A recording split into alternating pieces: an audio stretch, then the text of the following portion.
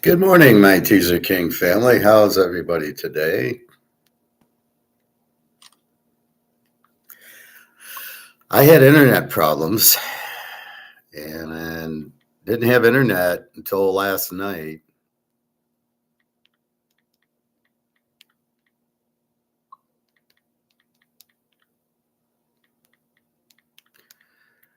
So I'll tell you that story. So Friday night, I'm here and everything's fine. And I go to the pool and it's very windy out. Like we had 80-mile-an-hour winds. Well, it's like 70 mile an hour, I heard.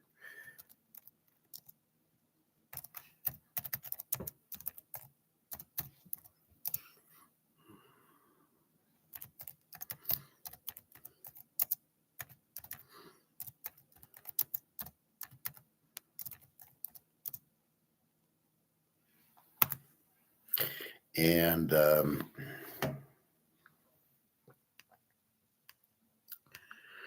so because of that,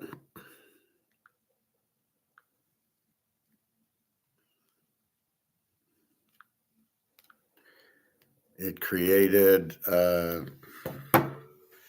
power outage. So at about, when I came home from the pool, my power was out, which was like 8 o'clock. And then I also got my internet was out. So then my power came back on about 10:30. I was watching a movie on my DVD. So my TV didn't work because it needs the internet, but it could come on. I just couldn't get to regular TV, which I was surprised because I have just regular TV with the antenna, but it's on Roku. Anyways, I couldn't get the channels, but I could go to the inputs. So I put on a movie DVD and I'm watching the movie. All of a sudden, I see the lights flicker on, and I think it blows out my modem because the blue lights turn white and didn't turn red. But I still think I don't have my internet. So at about 12 o'clock, I get an email. Your internet's back, but I see you're still out. But I don't see this till the next morning because I'm already in bed watching Netflix on my phone. Why can't we just use the internet on our phone? I don't know. And there's probably a way to hook my my everything into it, but I'm not tech savvy. So then I call them up tomorrow. I unplug it. I reset it. Unplug for 2 minutes. I'm just getting the white. I'm not getting the blue lights. I'm getting the white lights. So I call them up and they said, no, just take the modem back to a store and they'll replace it for you, which I do. So I take that on the way to swim yesterday because it's near the pool. Do that. When I get back, I plug it in. And when I plug it in, the lights turn blue, but the router's still red. Now, the router was good, but they don't tell you this. So I went and took the router and got a new router. And I'm like, okay, and it's not turning blue. So now here's a keynote for everybody. If you deal with these internet, which I'm sure we all do, when you get a new router or new modem, or you lose the power, if it doesn't come back, you must call the company.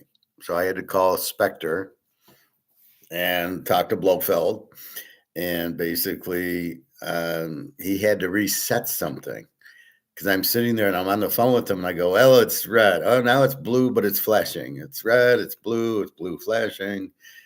It's not sticking. And so he said, oh, okay, I have to like reset something, which he had to do there. But these idiots at the store don't tell you this. You think you just get it. I said to her at the store, all I got to do is just plug it in. Everything works. Oh, yeah. Fucking idiots. So I talked to the guy and so he said, no, I have to reset it. So he resets it and it works fine. So the router is blue. The modem's blue. Okay, I can get back on. And then I started talking to him about gold and silver, and he loved that part of it. I don't know how we got there, but I was very happy that I had my internet back. So I was like, hey, this is what I do, or I don't know, somehow it got to that.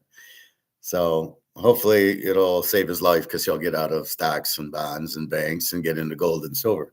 He's ready to go buy today. So another check mark. But again, they don't tell you. First of all, we're not IT people.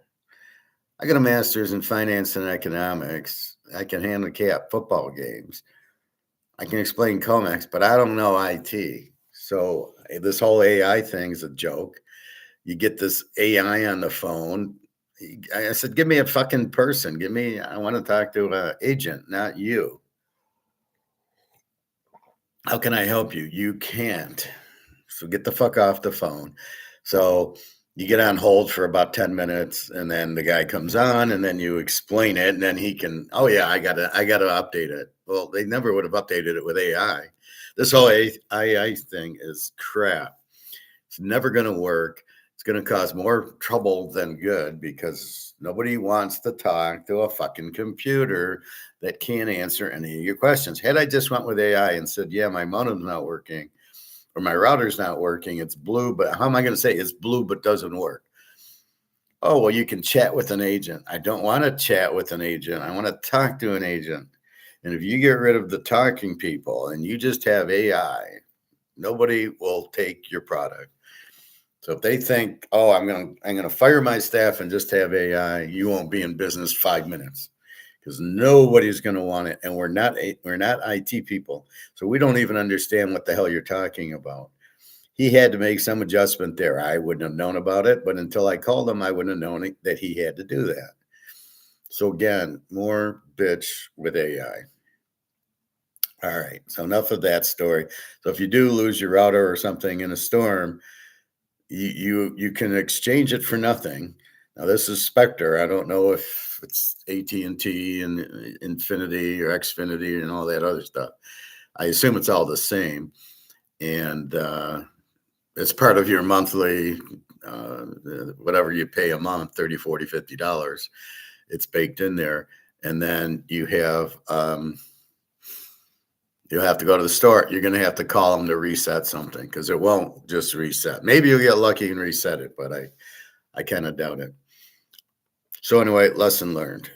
Watching our good doctor on talk about dementia, like the number one reason or top reason you get dementia, which is Alzheimer's, is sugar. It all comes back to sugar. You want to be healthy, stop eating sugar, stop eating carbs, fruits and veggies, steaks and chicken and salmon, and you'll be healthy. Eggs, a lot of eggs. Otherwise, you're fucked. If you think you're gonna, um, if you think you're gonna eat that crap and be healthy, it ain't gonna happen. So you don't need a doctor. Just eat properly. Have your Celtic salt. Have your cayenne pepper. That's it. My feet were bothering me. I don't know if it was the weather or what, 'cause I really didn't eat any meat and I didn't have any sugar, and my ankles were killing me yesterday. So it might have been the weather. Once in a while, Daria says she gets high blood pressure from the weather, they say. These are the Russian doctors. So I don't know if that's true or not, but basically my feet were just killing me. It was very hard to walk yesterday. Once I was walking, I could kind of walk sideways and it wouldn't hurt. Today it's much better. My right foot's a little bit queasy, but not terrible. I'm able a much better night's sleep. I couldn't even sleep Friday night. I found that I was waking up in intense pain every couple hours. So I took my Tylenol and I took my colchicine, and that helped. But I really don't like taking the colchicine too much or the Tylenol. It's not good for you. So I'm taking cayenne pepper instead of pills. And it worked. I put cayenne pepper with the castor oil on my feet. And then I just put cayenne pepper right on my tongue and just drank it. And then you take a lemon and the lemon juice kind of neutralizes the taste of the pepper and you go from there. Hey, Dalton, how are you today? Are you new or are you somebody with the different ID? Because I'm noticing I'm getting my locals my regular students, but they're coming up with different ideas. But welcome if you're new. You're good. Good. Glad to hear that. So today I want to talk about NBA. We'll look at NFL, what's going on there. And first, I want to get into this inflation versus prices versus money printing crap that what I'm noticing, and it's really kind of frustrating because I know the real answer. Just because prices don't go up, it doesn't mean it's inflation. And there's three things I'm going to explain to you, and then you'll realize what's going on. Jesus loves him. Well, thank you. I appreciate that, Dalton. So the first thing is, okay, inflation is money printing, period. That's it. And what the money printing does, so as you print more and more dollars, the value of the dollars go down because there's too many of them. That's the problem with this whole petrodollar, and you got to move dollars into US to buy the oil. This is the problem because now it's not. Now Saudi Arabia will take any dollar for it. And BRICS is basically doing the same. They're buying, China's buying oil with the yuan or the ruble or whatever you want to use. You don't have to use the dollar anymore. So a lot of dollars are coming home, which means there's too many dollars out there, and the value of the dollar is dropping. Just because you're the world reserve currency, which all that means is you need dollars to buy oil, it doesn't matter. If you print too much dollars, the dollar's worthless. So there's a point where the dollar's not worth anything, which is right now. So the dollar's worthless. As you print more money to pay for the debt and pay for Social Security and pay for all the government, government's too big to support. You have too many employees. Like I use the ice cream thing. We can afford 5 people. If we have 10 people working, how are we going to pay the other 5? We don't have enough money. And the thing is, we actually make revenue. The government doesn't. So all the government does is spend. My friend said the government's supposed to protect us. And I said, the government is so corrupt, it doesn't protect anybody but itself. So if the dollar loses value, then it takes more money to buy things, which is your normal grocery store shopping. You go buy a steak, it's $20. You buy tuna, it's almost $5 for a can. Oreo cookies, $6, $7 for the normal pack. So that's inflation when the value of the dollar drops. So it takes more dollars to buy goods and services. That's the real definition of inflation. Price is going up because the dollar's lost its value and is worth less, and therefore it takes more dollars to buy it. Then number 2 is if there's an oil shortage because of the war, so there's supply and demand, which also control prices. So if you stop supply and the demand is stayed, the prices go up because the supply has gone down, right? So if 10 people want 10 candy bars, it's pretty fixed. But if 10 people, all of a sudden there's only 5 candy bars, but 10 people want them, the price of the candy goes up because I got 10 buyers and I only have 5 bars. So I'm going to sell it for more. AKA this is what you're going to see in oil, right? You're going to see these oil problems with the Middle East and this whole stupid war that is absolutely the dumbest thing I've ever seen. All wars are stupid. But because the oil supply is going down, but the demand staying, the price of oil will rise because there's less supply. That's number 2, and that is not inflation. Oil going up in price because of supply going down is not inflation. That's the market. That's a reduction in supply, demand stays, price goes up. That's just the law of economics. That's the law of supply and demand, and it's not at an equilibrium. And that is not inflation. Number 3 is when the demand goes up, but the supply stays the same. This is our gold and silver. This is why I bitch at Aleister McLeod. He doesn't get it.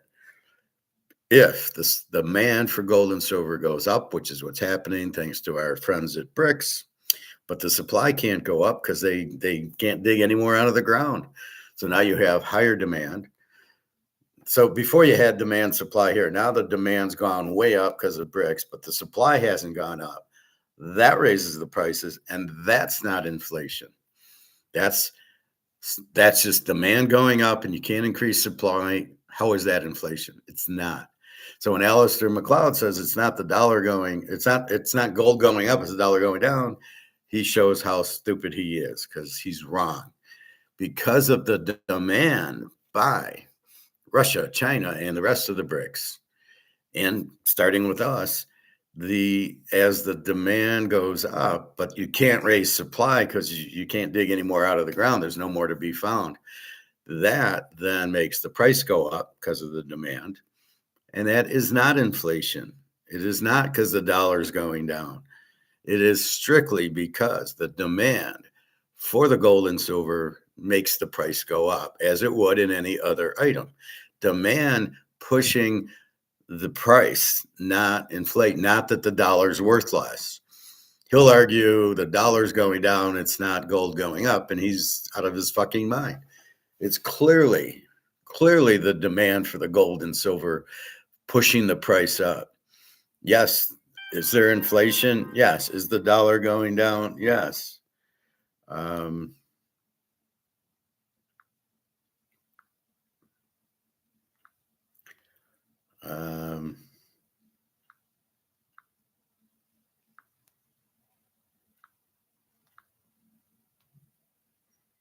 So we understand it. The dollar is going down, but that is not making that does not make the price of the gold go up. Yes, it means you need more dollars to buy the gold and silver, but the actual price is based on by the market, based on the demand. Now we're getting this COMEX bullshit where COMEX is sitting there pushing in saying, well, we're going to run it with options, but that's not inflation, but that's not a real price. That's a paper price. So they're trying to push the price down with these options because that's now paper gold and silver. Now, what I keep arguing is if we just let the market speak and we just have the demand for the gold and silver go up and the supply stay the same. So what the paper market's doing is pushing up the supply. It's saying, oh, yeah, we got all this extra gold, but it's paper gold. It's not physical. And therefore, because it's like that, we don't have a real price of gold and silver. However, it's going up because of demand, not because the dollar's going down. Yes, a little bit is the dollar going down makes a lot of the prices go up. But at what point how do we get to 5,200 gold and $85 silver is not from the inflation, it's from the demand pushing the price up. And then COMEX flooding the market with paper gold, which then makes the supply of the gold go up, even though it's really separate. So paper should be here and physical should be here. And there's this much paper and this much physical. And therefore, the price of the physical should be 10 times higher. That's where I get it from. And therefore, what you need to understand is you go buy it because it's artificially pushed down because they're dumping paper, gold, and silver on the market, which isn't real. And therefore, you go buy more physical because if the supply is down here and the paper puts the supply up here, we don't care about this supply. It's not real. We care about this supply. And therefore, the price is much more valuable because of the demand for the physical price, which is what BRICS is doing, right? They're buying gold, they're buying silver, Russia, China, India, they're just buying the shit out of it, which then demand pushes the price because the supply can't go up. So again, COMEX is pushing the paper supply up, which pushes the price down because there's more supply, then the price drops, but it's not real, it's paper. And in our world, we're only looking at physical. And what we keep bitching at is let it go to the physical price with the physical supply. And when we get to the physical supply, you're going to see the price jump higher. And we're getting there. COMEX, BRICS is all trying to get it. China, Russia, Singapore, Saudi Arabia are trying to get a physical market and a physical price. In the US, trying to keep the price down because the banks run the US and the banks want you in the stock market and in the banks. And if you're in gold, you're not in those two. So that's their plan of keeping the price down. So you go, oh, I don't understand it because I'm an idiot. And therefore, oh, wait, it doesn't really go that much. So I'm not going to buy gold and silver. But look at the stock market. Look how high it is. Oh, I'm going to put my money in there because I want to get rich. I'm going to buy Bitcoin because look how expensive it is. No, it's not real. I'm arguing with this person about Bitcoin, saying it's not real. Oh, I use all these macroeconomic and to trend analysis to figure out how to make money. And I just say, you're so full of shit. I don't know what you're saying. I mean, it's not in English. I'm sure this girl doesn't understand what the fuck she's talking about. It looks like she's almost just taking some definition off of AI and pasting it to me. And at my level, I'm like, this is the stupidest thing I've ever heard. But I can counter it because I understand it. Anyway, that's the problem. She really doesn't get it, but because the price is high, she wants to get into it. And that's what they're trying to do. The stock market. Now, the stock market's crashing. It was 50,000 down to 46,000. It's losing 700-800 a day. But when it's at 50, you don't notice it. You need like a $5,000 drop. And they probably have methods in place so it doesn't do that. But once it hits 35,000, what are you going to do? You're going to shit in your pants, people holding stocks, but you'll never see gold fall. Gold falls because they do these little options and COMEX that immediately get bumped back up. So again, they need to deliver, and there's not enough gold and silver left to deliver, so that's going to end that. John C. I said the power was off. We had a big storm on Friday night, 70-mile-an-hour winds or so, and it blew out my power and it blew out my internet. DK, where you been? You ever go live yesterday? No, I didn't. I could have went last night when I got my internet back on, but I figured I'll just do today. Just go on my channel. You'll see when I post a video, right? So those are the three things. If it's for money printing and the money loses value, the price goes up. That's inflation. If the supply drops, like in oil, but the demand stays, that's just the market. There's a decrease of supply, but the demand's the same, so the price goes up. And you'll see the oil price going up. That's not inflation. That's just supply shortages. That's why when I was listening to who's that idiot? I don't know. The guy talks real fast. Ben Shapiro, and he's saying, well, here's inflation when the supply shortages happen. And I'm like, what an idiot. I turned it off as soon as he said that. Not understanding that a shortage in supply is not inflation, or an increase in demand is not inflation. Only when you inflate the dollar and it loses value, so you need more dollars to buy it, and there's a big difference. So again, if the supply drops because of supply change or the oil or these wars, that's not inflation. That's just the market, right? Supply went down, demand. Like my dark chocolates. My dark chocolates are more expensive because the supply of cocoa has gone down in Africa. So then they got to raise the price to put enough cocoa, because now the cocoa is more expensive because the supply is down. That is not inflation. And then you have the demand side, like in gold. When everything's even, you get a price. When the demand for that commodity or that goods, when the demand for the good goes up, but the supply hasn't changed, like gold and silver, that is not inflation. The only inflation is the money being printed and the value of the dollar dropping. So it is not the dollar going down. It's not gold going up. It's the dollar going down is a very bad lie that Alistair should know better because people are watching him, trying to learn from him, and he's telling lies. And it's really frustrating for somebody like me to hear somebody like him who wants to come across as knowledgeable, and he wants to, oh, Austrian economists don't know what the dollar, what money is. Go fuck off, Alistair. You're wrong. This is money. You call it credit, but this is money. This is the medium of exchange. This is what we use to buy and sell goods and services. It is money.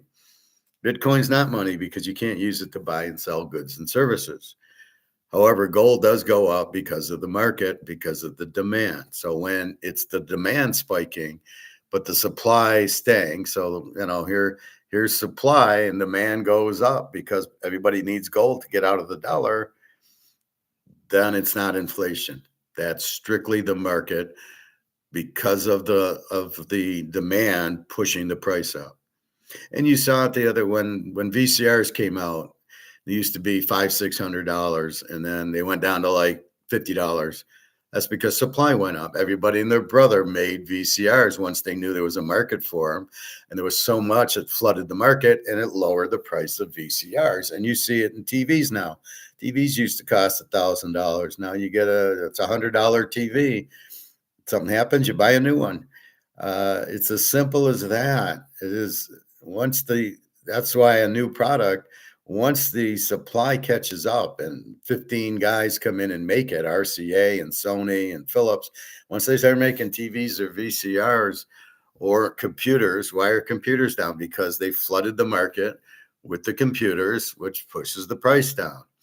You flood the market with dollars as you're doing now because there's no petrodollar anymore, and there's nobody wants your treasuries, and then you print money. So when you print money, you increase the supply, but the demand isn't as strong because you don't need to buy US dollars to buy oil.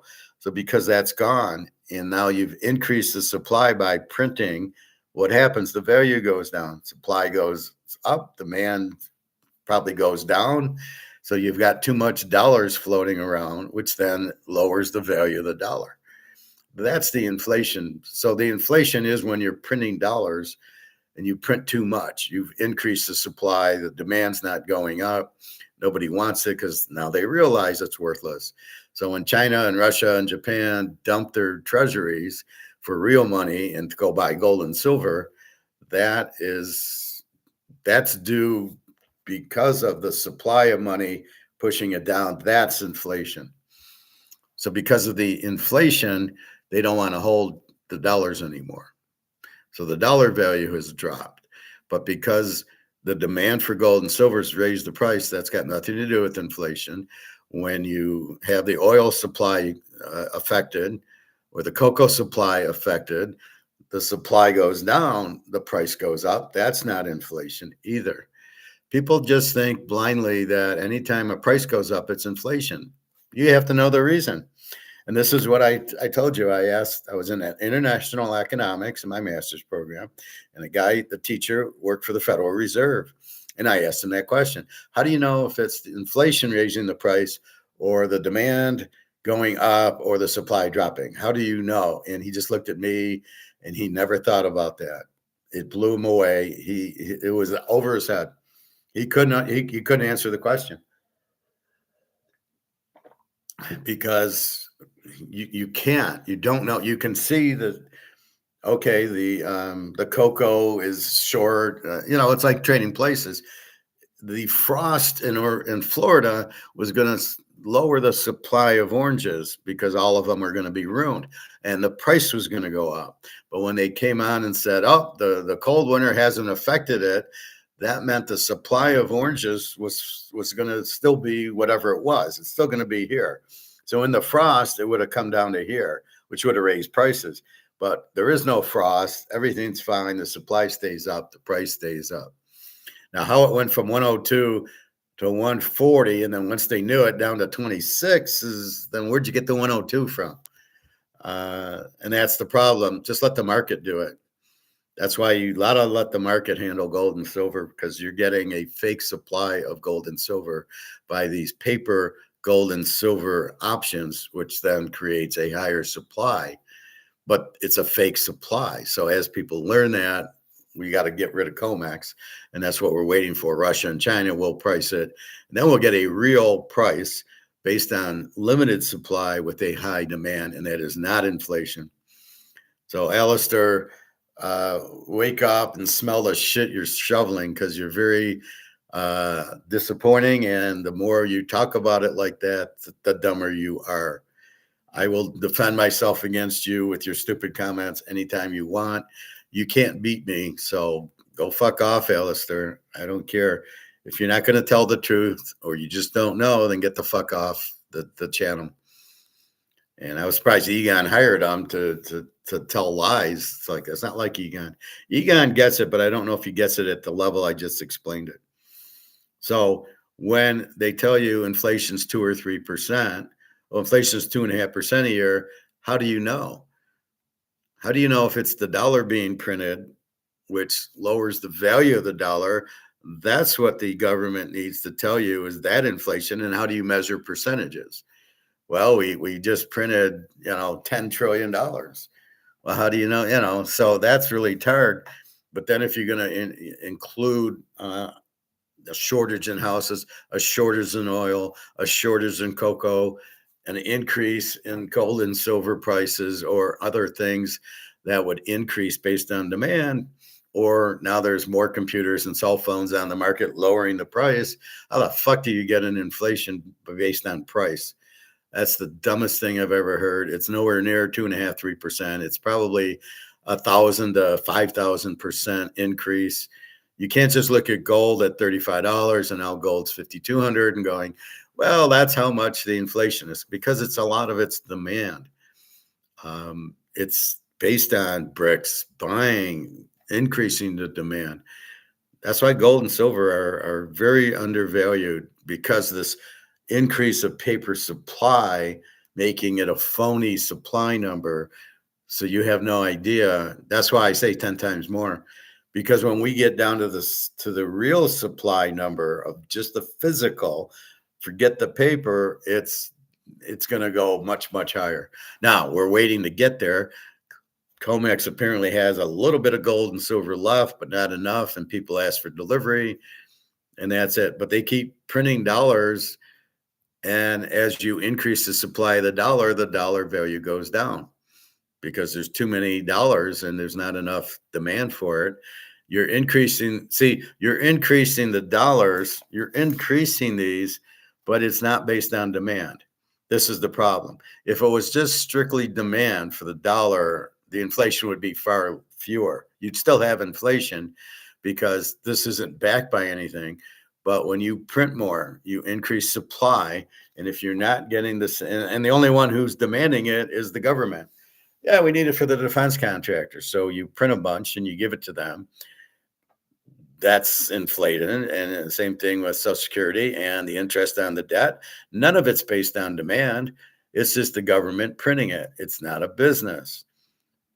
If we had a business, we're running ice cream and we need more money, we would take out a loan, or we would just go borrow or take a line of credit and say we need $50,000. Now that's based on demand, but that's not what's happening.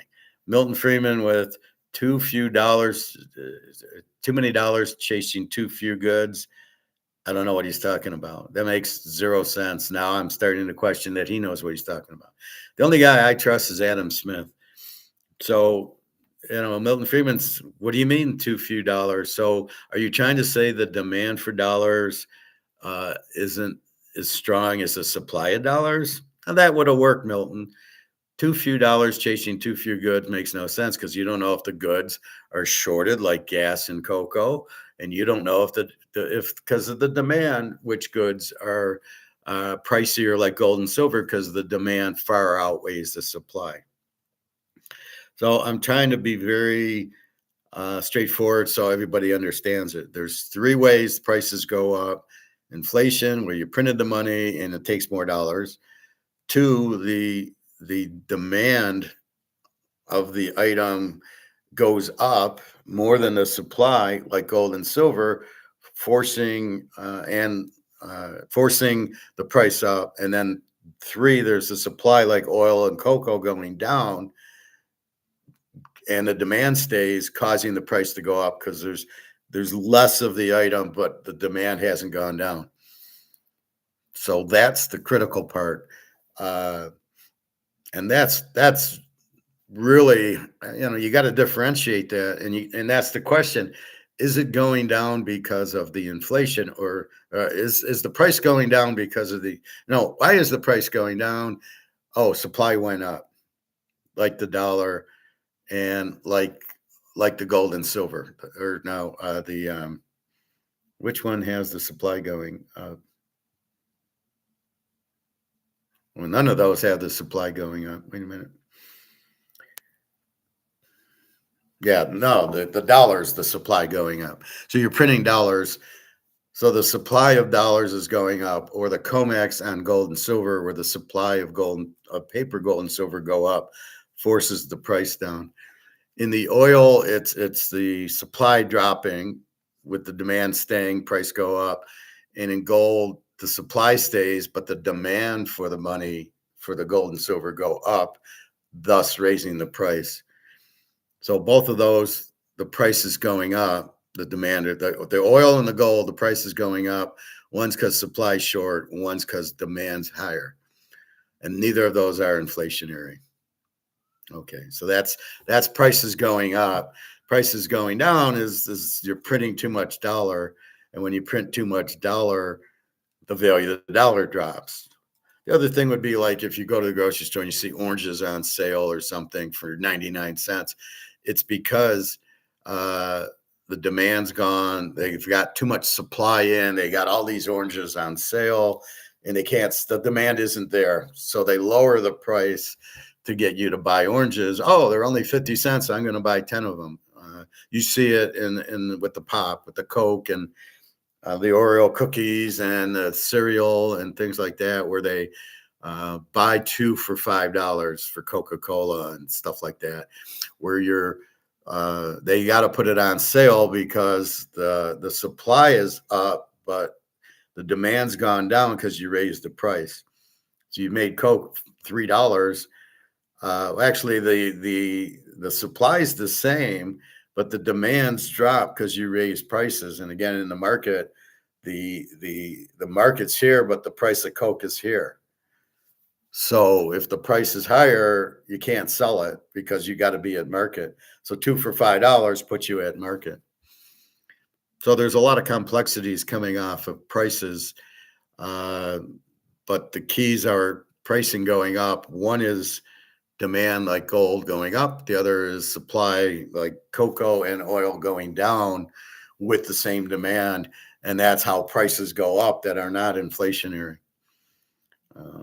So again, the inflation is caused by a huge increase in supply for dollars and no demand for it. So there's too much supply, no demand. And this is everywhere in the world because you start getting into interest payments, you start getting in, debt, and then you get into too many government employees and you can't afford to pay them all. You get into this pension and social security. So those are three pretty big reasons. And then the defense contractors, four pretty big reasons that you're printing more money without demand, which is the inflation, which is every country in the world using paper. And that's where the gold standard comes in and says you cannot increase the supply of the paper. You can only have as much paper as you do gold. Now, you should raise the gold price. That would be what you should do. But that's why the dollars are going to lose value in every country, because the supply of the dollars will go up. The demand will go down. People will not be able to buy as much. So all the demand is going to go down. So prices will go down because less demand and more supply of dollars. That's why, hence, the gold and silver. You cannot increase the supply of this. Physical. That's why you buy physical. You cannot increase the supply of this. You can only, because you can't print it, you can't counterfeit it. You can't put it with nickel and say it's silver. And therefore, the supply is limited to what we dig out of the ground, and it's all dug out of the ground in silver and gold. And the demand's now growing because people realize they need to get out of the dollar because the supply of dollars is too strong. And as the supply goes up to cover, like I just said, the interest and the government employees, and everybody's getting older since World War II. So you got to cover all that. You got to print more, which raises the supply of dollars, which means they're worthless. That's what inflation is. Um, and that's the whole ball game right there, right? So not every price going up is inflation. And gold and silver works because you can't increase the supply. Now, as demand grows, that's why the price will go up. That is not a guess. That is a fact. The supply cannot go up because you got to dig it out of the ground, and demand will keep going as people realize the euro is worthless, the dollar's worth. As people start realizing that, and now you have some banks saying, don't hold 60 stocks, 40 bonds, start going 60, 20, 20. Well, there's not enough silver and gold in the world to handle the 20. And as the stock market crashes, you're going to get more, maybe 40% in stock, zero in bonds, and 60% in gold and silver, of which there's not nearly enough in the world to go around. And the price will keep going up and up and up. So when your daughter says, Daddy, what are we taking? You can't take gold and silver to the grocery store. You tell her to fuck off, and you say, yeah, but the dollar's worthless. We might not go to the grocery store with the gold or silver, but we're not going there with dollars, because as they get higher, as the supply keeps increasing, the value goes away. And now it's $10 for a 2-liter Coke, $10 for Oreo cookies, and nobody's going to buy them. The grocery store is going to be fucked. This is why businesses go out of business right now. So the meat goes up at McDonald's, and now it's costing them more and more per pound. If they even get real meat, which I would question going to McDonald's, I doubt it's real meat. I go to Coney and I get a half-pound burger for $7, and my thought is, I wonder what it's made out of. I wonder how much meat is actually in here. That's why I go to the grocery store and I go to the meat counter, and 3 pounds for $6, and it's meat. Now, even what they mix that meat in, I don't know, but I know it's not processed. I know it's fresh meat. So I'm fine with it. But that's what it is. So I'll cook myself. Thank you very much.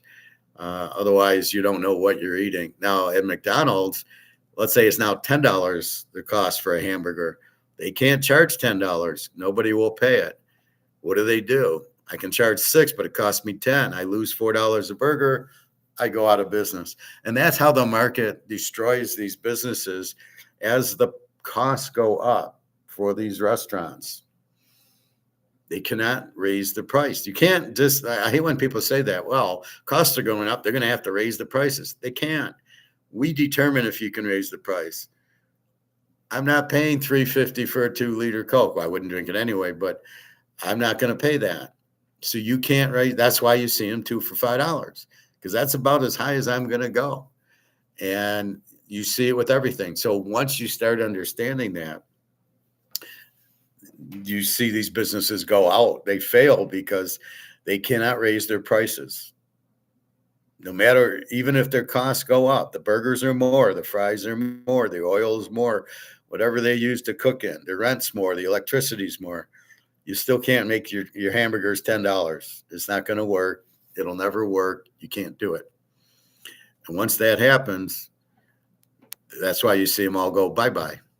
Because it's, I can only sell it for what the market will bear. Like anything, whiskey, the glasses, the gold chains, the shirt.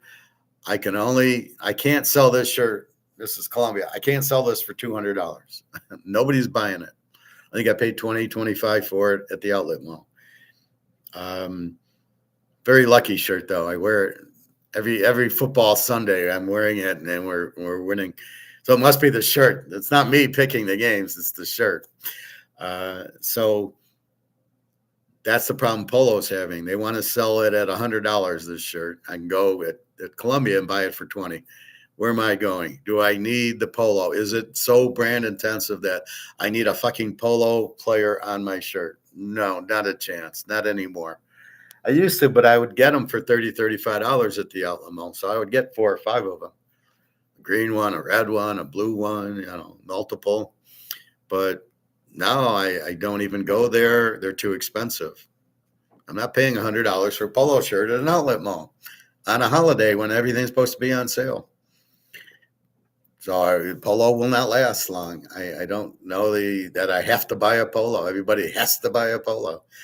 So you get this instead, and then so the market, I'm using my skills as substitution. I'm substituting polo for Columbia or the North Face green one I wear, and that's what I do.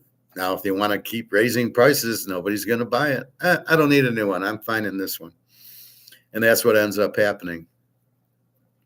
So that's the key to the prices, and that's the key to that's how these companies are going out of business. So look for Polo to go out of business. If they don't want to lower their price, they're fucked.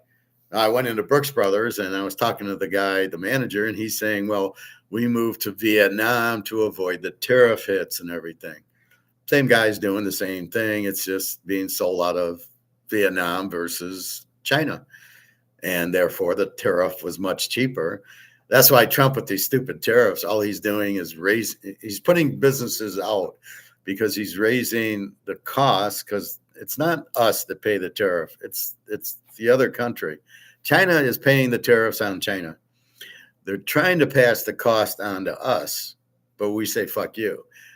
And we buy stuff, or the companies go to Vietnam and Korea to make or India to make the shirts and whatever else they sell there, and you'll never get it. But they're the ones paying the tariffs, and then it comes here, and then it's up to us if we want to pay the tariff. If it's too expensive, again, it's just like McDonald's. If you want to raise the price of the hamburger to $10, nobody's going to buy it. You got to make $5 hamburgers. However, it's got to be real meat, which I'm sure they're not doing. So you'll see McDonald's fold up as their costs go up. People realize it's not real food and aren't going to pay $10 for a McDonald's, a quarter pounder. We'll see about Coney. We'll see about most of these restaurants. So everybody's going to the grocery store, getting 3 pounds of 90% hamburger and cooking it on their own. For 3 pounds, I can make 4 hamburgers a pie. I can make 12 hamburgers for $18. It cost me for 2 hamburgers at McDonald's $18. So that's what happens. And then you use your own good ingredients, olive oil, cayenne pepper, Celtic salt, and you're eating much healthier and much cheaper. And that's what drives it. But as the costs go up because of the tariffs and the inflation, they don't sell as many. They can't be profitable. Like I say, where's my mug? I don't have it. So if you got, again, if it costs you 5, you can sell it for 10. But when the cost goes to 15, can you sell it for 20? Well, I can only sell it for 10 before, or I would have sold it for 20. So it cost me 15. I can sell it for 10. Yeah, it's not happening. We're out of business. You must look for a business where you can sell it for more than it cost you. And it's getting harder and harder the way these tariffs are coming in. And then the dollar itself is worth much less because you keep increasing supply. So every month you're increasing supply of the dollar, it keeps losing value. I don't give a fuck if it's the reserve currency does not allow it to increase supply and keep its value. It doesn't work like that, folks. So all you Keynesians out there that think because it's the reserve currency, it won't lose its value, and they think the petrodollar is still the dollar, they're out of their fucking minds. Petrodollar is anybody can buy oil from Saudi Arabia. And after this war, who knows what's going to happen? And then you have the dollar itself being worthless. So as supply keeps growing in the dollar, and the demand keeps dropping because it's the $100 polo shirt. I'll buy Columbia instead of the polo. So Columbia goes out of business. U.S. dollar. You want U.S. dollar? No, I don't. I'll buy gold and silver. It'll hold its value. The dollar won't. So as you keep getting that, that's the whole point of it. So you got to look at that. And that's really the key to it. Understanding, is the price going up because supply dropping, because the demand growing, or because you're printing it and it's losing value? So there's three options in prices going up, and two of them are not have anything to do with inflation. Only those where nothing's really changed, like, you know, Oreo cookies, you're not really, there's no more demand, there's no less supply of it. It's just there, it's going up. That because the dollar is going down. So most of the stuff at the grocery store is going up because of the inflation. Is a house going up because of the inflation? Well, I don't know. Possibly. Is it the $500,000 house? Is there a supply shortage? I don't think so. Is there increased demand? There might have been increased demand pushing the price to 500, but it was probably more inflation, more the dollar being worthless. And now nobody wants to buy. So the demand for the house is going down. That's how we get the prices down now. So let's look at the reverse. You got a house for 500 grand. Is the supply down? No. No. Is the demand down? Yes. Less demand for the same supply now makes the price go down. So this is the other half of the scenario. So you're holding a $500,000 house. There's no demand. Again, as we know in the market, I can only sell this Canadian club for $100 if there's demand for it, right? I tell you that. If there's no demand, this is worth zero. And that's what's happening in houses. That's what's happening in cars. There's too many cars. The supply of cars went up.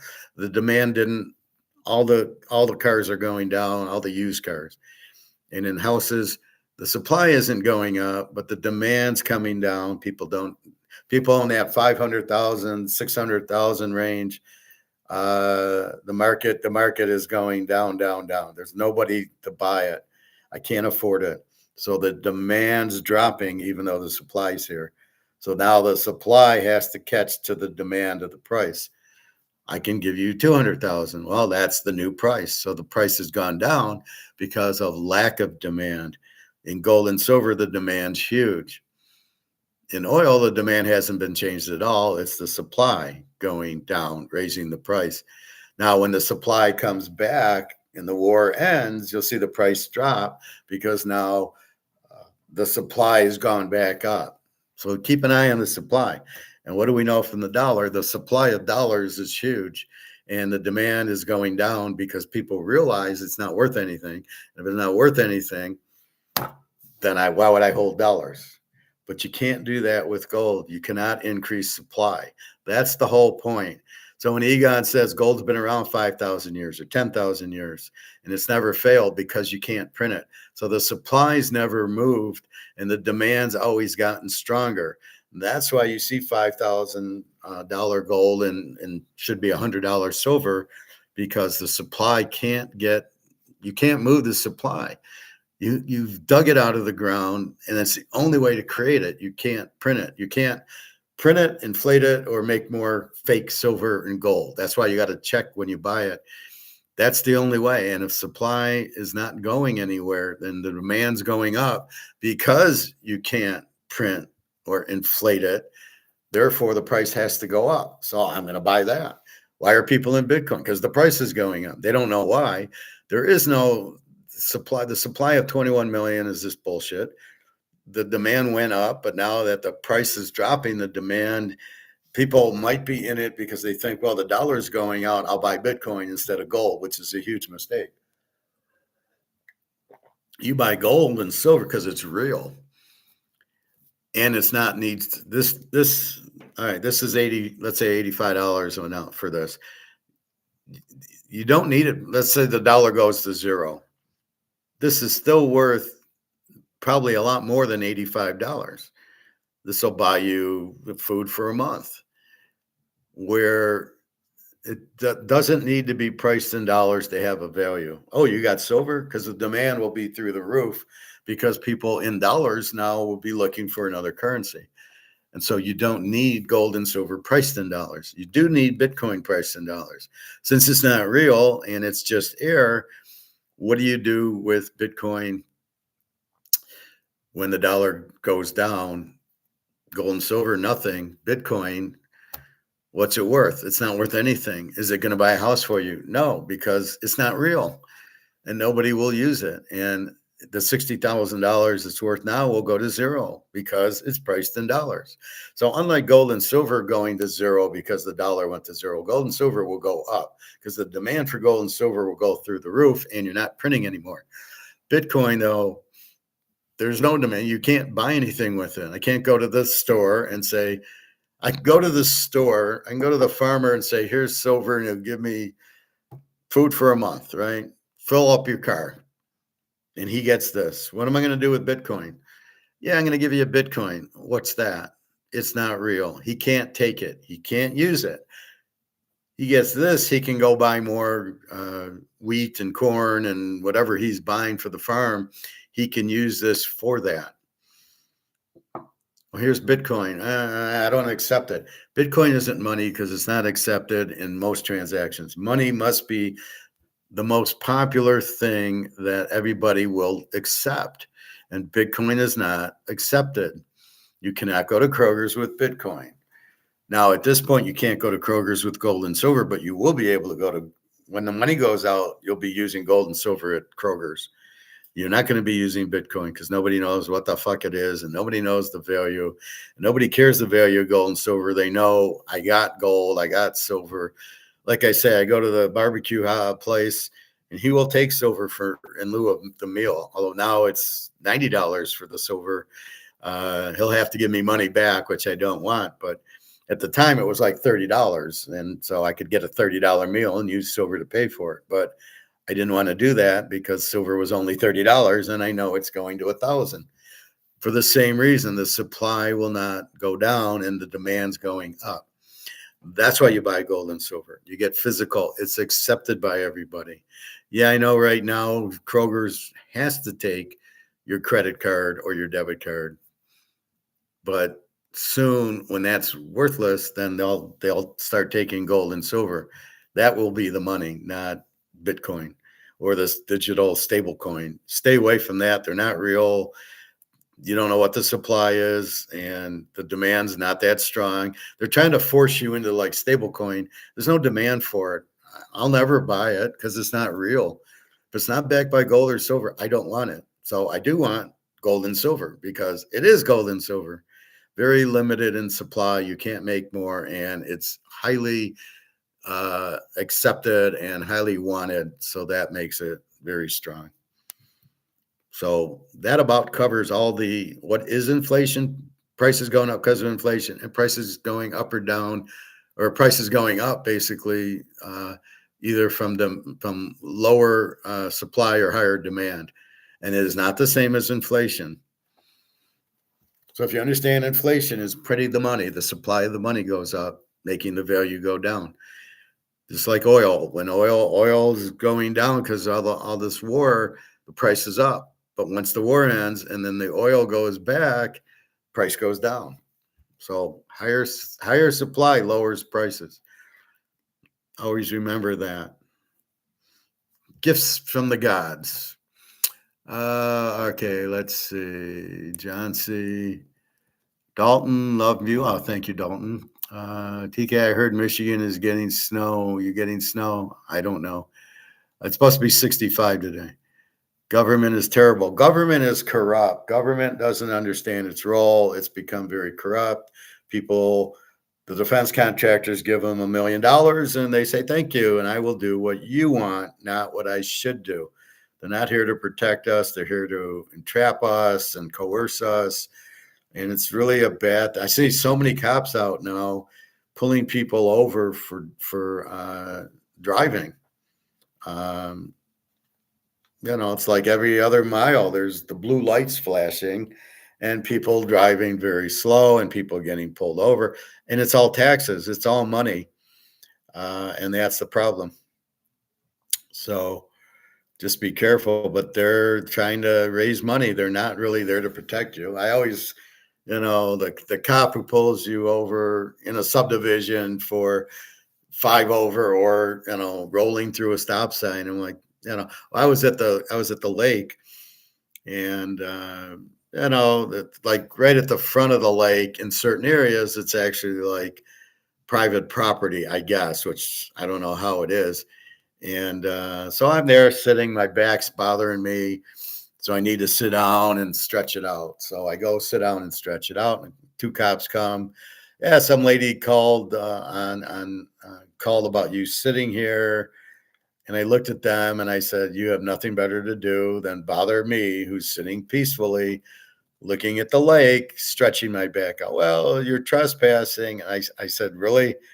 This is the most important thing that you have." And I just rolled my eyes at the guys. Said, "You got to be kidding! All these criminals out there, and you want to get me for sitting at a lake, stretching my back out?" "Well, you're trespassing. There's nobody here. Nobody gives a fuck if I'm sitting at a bench. I could understand if there was parties going on and they needed room, but there's nobody here. Who cares?" "Well, some lady called, and well, then tell her to fuck off. Say you're busy. This is not your priority. Having me sit at a bench, calling it trespassing." So the guy like pretends he's going to write a ticket up, and then his buddy, good cop, bad cop. I thought I was the Joker, and he's like, "Well, just promise you won't do it again." And being stoic, I just said, "Yep, fine, I won't do it again." And then I just walked away and just shook my head, going, "I can't believe you guys have nothing better to do than harass some guy sitting there peacefully, stretching and looking at the lake." And I just, was like, "Wow, this is unbelievable." And then you got to wonder about the lady calling them, that he's sitting there like, "There's nobody here, lady. What is it? Your problem?" So I don't know. And again, it's supposed to be public property, the real close to the lake, but I don't know. Anyway, again, the useless cops, they're more interested in that I'm trespassing by sitting there than actually doing work and getting somebody for speeding or something where it endangers people. I wasn't endangering anybody. So that's the point. All right. So yes, government just doesn't do their job. And that's a big problem. All right, let's go to the NBA. So I showed you Mark McGuire on Friday.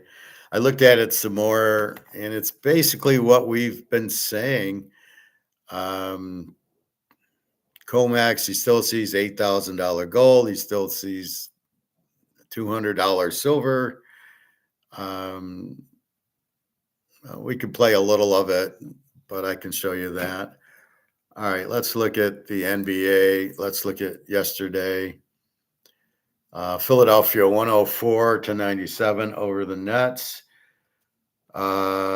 It shows me how bad Philly is because the Nets are terrible and they get blown out most of the time. And here, Philly can't beat them. Brooklyn's getting 8.5. Philly wins by 7. Was that a fix? Probably. Atlanta 122. Milwaukee 99. Their star player Giannopoulos didn't play for Milwaukee. Did you know that? I don't know.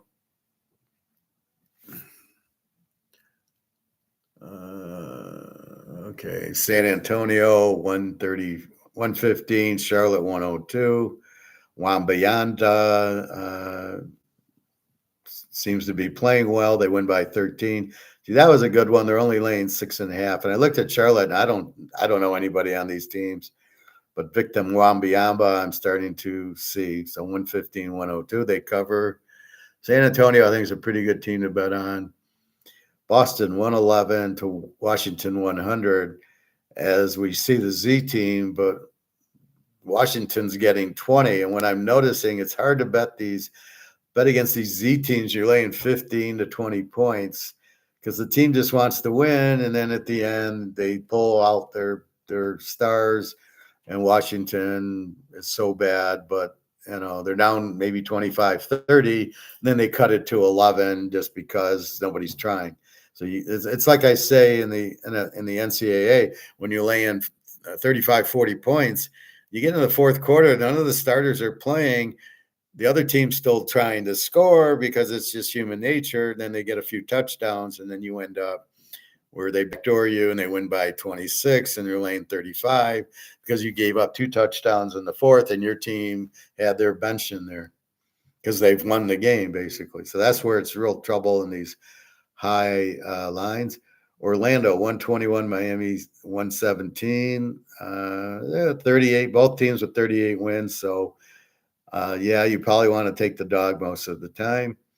Denver beats the Lakers. The Lakers win 127, 125, both 41-42 win teams. The Lakers were a home dog, 1.5. It went to overtime. Luca Brasi hits the game winner. The guy's 7 foot. He's hitting a fadeaway jumper. And then Sacramento went to San Diego. And this is surprising that the night before San Diego won, Kawhi Leonard put 45 in, and Sacramento with the 17 wins 118 to 109 as a big dog. And that did San Diego rest their players. That's what it looks like. So that was yesterday. So let's see if we can get a handle on today's games.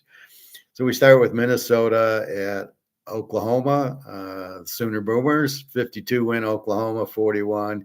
Shea, the guy from Toronto, is their leading scorer. Oklahoma's minus 85. This is on ABC in an hour. 226.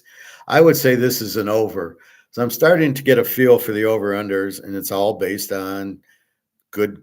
We look in pros, good quarterback, bad quarterback, and the good quarterbacks we can bet over, and the bad ones we bet under because how are they going to score? And I'm starting to see that in basketball. So we have Anthony Davis for Minnesota and Oklahoma with Shea and whoever else, and I think there'll be a lot of scoring in 226. So I like the over in this game. It's hard to lay the 8.5, and Minnesota's got a good team with 41 wins. So I probably think Minnesota wins if they're playing. And are they trying? And is their stars playing is always the question in the NBA. Cleveland and Dallas. Cleveland 41 wins, Dallas 22. Cleveland 14.5, 235. It's hard to say. How strong is Cleveland? How strong is Dallas with 22 wins? This again, it's a high. Well, it's 14.5 is a high number. Is somebody sitting out for Dallas? Is what it looks like. If nobody's sitting out, I'd probably go over, and probably Dallas and 14.5 is a huge number. Otherwise, I don't see any situation I would take Cleveland here. The spread's just too high, but we'll see. Indiana, Milwaukee. Milwaukee 27 wins, and Giannis is I don't know. He was out yesterday. Indy sucks with 15 wins. Milwaukee laying 7.5, 227. I would say this is an under. If Giannis is sitting out, Indy has nobody. How are you going to score? Otherwise, Milwaukee, they can't beat anybody. As bad as Indy is, hard to take them as a dog. So I think it's an under game.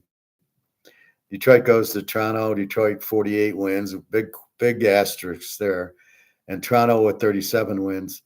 So I think it's a pretty good team. I think Toronto I like as a home dog to a weak Detroit team, 3.5. Look for Toronto to play well on a Sunday.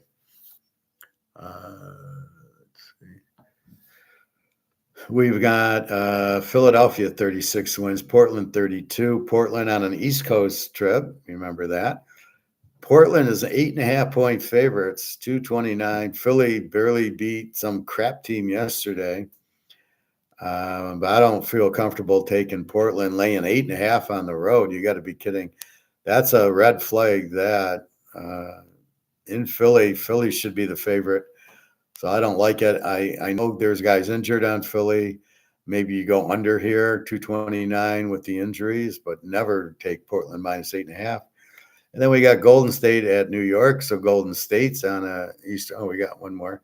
We got Golden State on an East Coast trip. Now we know Chris Mullin's out and Tim Hardaway's out, as well as Steph Curry's out, and Al Horford, who's 50 years old.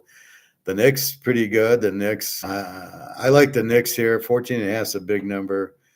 218 and a half without Steph Curry. I just think it's a good team playing a team with no offense because they're all hurt. So this is the one case I might take the Knicks late 14, but it would be a very small bet.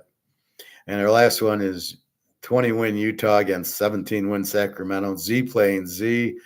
Sacramento is 3.5, 233 to Utah. I don't know the scoring on this teams. I don't know. Probably Sacramento at home, lay the 3.5. That's a tough one because both teams suck. So there you have it. Let's go to the standings. See what the hell is going on here.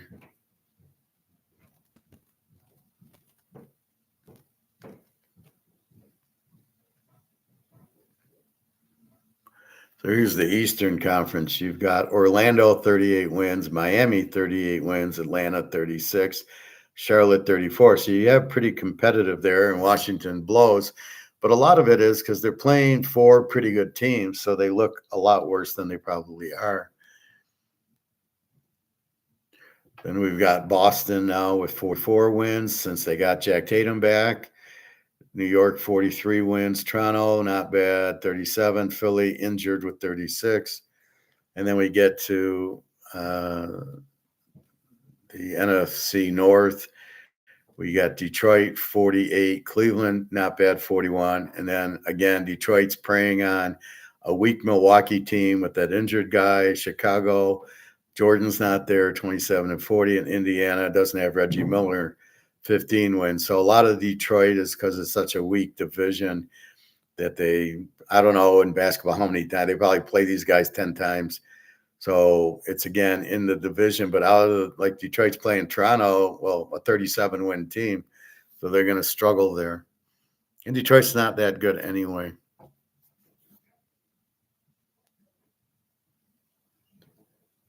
All right, let's look at the West. We've got San Antonio, 49 wins, and Houston, 41. And again, San Antonio playing very weak competition.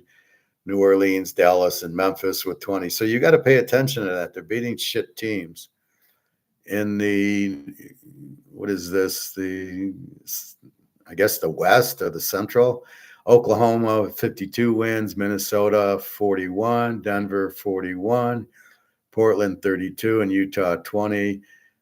So now this is different. Oklahoma with 52 wins playing, look at the schedule.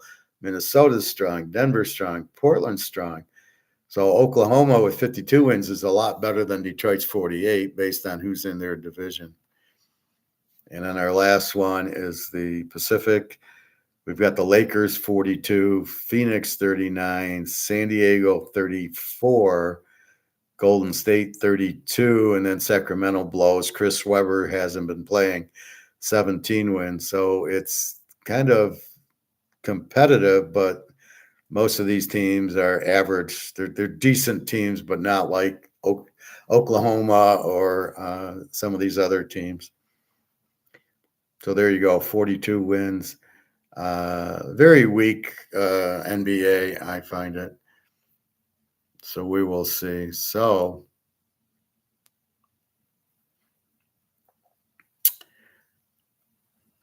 that's it. So let's see what's on anything on TV. Minnesota and Oklahoma. Sooner Boomer is 1 o'clock on ABC. And then we got an 8 o'clock game.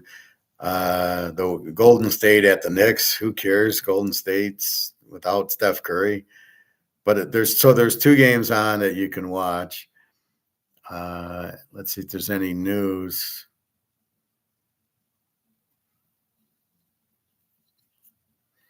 Luca Brasi hits wild fadeaway jumper. Who cares? Warriors tablespoon continues as Horford. Curry will be out. Let's see. Kawhi Leonard and the Clippers suddenly a playoff threat again. The NBA will have another 100-point score. That's bullshit. That'll never happen. Jaylen Brown, foul baiting. Jaylen Brown criticizes foul ball baiting after Celtics close loss to Thunder. I don't know what that means. Inside Shea, record breaking night. Who gives a fuck? Luca Brasi posts 50 points, and that's it. We don't care.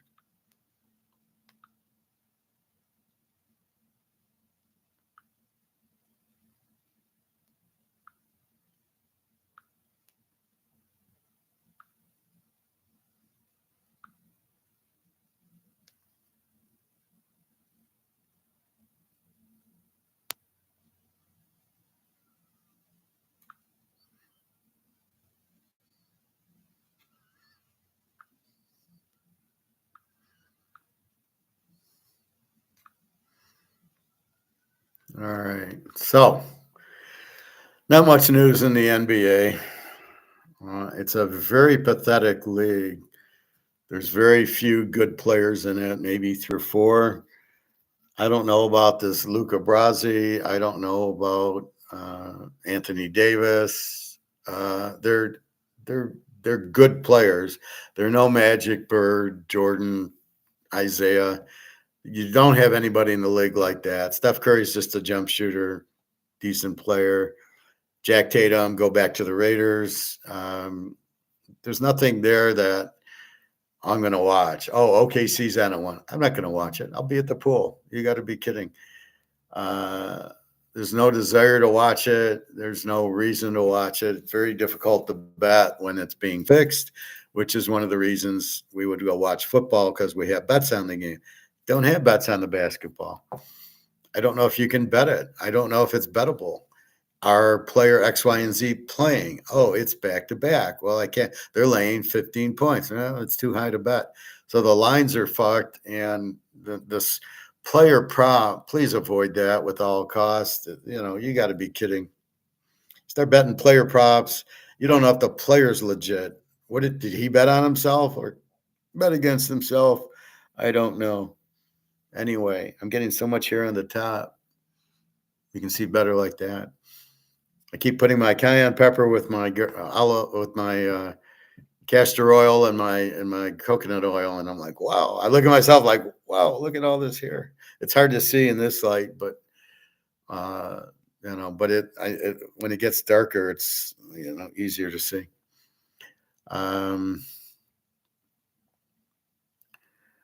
So let's see. Is Kyler Murray underrated? No, he sucks. He joins the Vikings. So what does that say for JJ McCarthy? He sucks. Why did you draft him with the 8th pick? Do you have any idea what you're doing? I don't think you do. Vikings got a new quarterback. So what happens to JJ McCarthy? He can go back to Michigan and sit on the bench there. Winners and losers from first week of NFL free agency. Mike Tomlin, why he left the Steelers? Because he sucked. He's no Chuck Noll. Titans reportedly keeping wide receiver Calvin Ridley on a deal. Free agency tracker, team by team. Look at departing players, signing and more. Eagles reportedly holding off on trading A.J. Brown. Why? Your problem is Jalen Hurts can't hit the broadside of a barn. So I would get rid of A.J. Brown. You need defense. Buccaneers, Emeka Mbaka addresses imposter X account that duped his team. Oh, there goes AI. Falcons GM, Richie Cunningham not hitting quarterback pecking order after signing Tagovailoa. If Penix isn't the starter, I don't know what is, but I don't know this Ian Cunningham knows what the fuck he's doing. New Saints running back Travis Etienne reveals we've been pronouncing his name wrong. Well, we're going to call him Etienne. I don't give a shit what he says. The Ravens, Trey Hendrickson, Crosby back to the Oakland. Oakland picks up the center from Baltimore. So that's a good move right there. All they got to do in the draft, it's the Miami or Texas Tech, get about 2 defensive players. You get Mendoza, and then you pick up a couple of offensive linemen. Look at the Bears last year. They picked up 3 offensive linemen. I don't know. I would not start Tagovailoa at Atlanta. They're not going to do shit. Mike Evans goes to the Niners with McCaffrey and Purdy. That should be good. They need defense. Let's see what they do. Panthers pay up big to add edge rusher Jalen Phillips. That's a mistake. He's good because he has Jalen Carter. Without Jalen Carter, he ain't going to do shit. The Bears.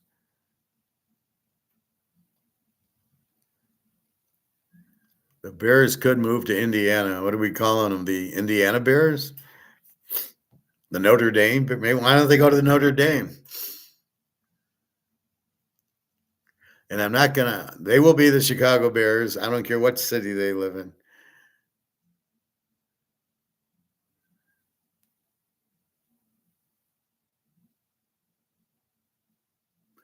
Let's see the Chiefs free agency.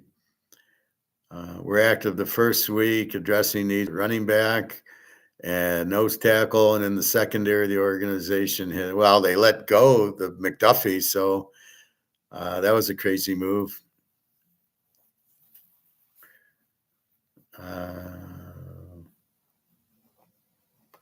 They got Kenneth Walker, MSU, very good move.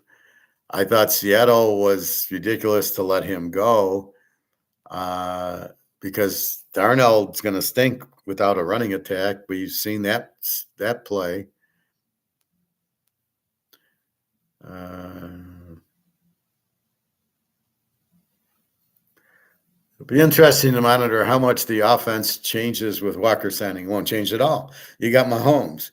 Mahomes is going to run. The problem is going to be Kelsey can't catch and he can't run and he can't get open and he keeps dropping balls and tipping them for interceptions like he did against the Eagles. So I would get rid of Kelsey and they could find anybody easily. So Walker's just the running plays will be more effective, but you're not going to run them 30 times a game because you're going to want Mahomes to have the ball. Will he throw it to Walker out of the backfield? Oh, how hard is it to catch the ball, right? So you'll see a little bit more. I think 3rd and 2s will go to Walker. Inside the 10 will go more to Walker versus scrambling around. I think that's the change you'll see.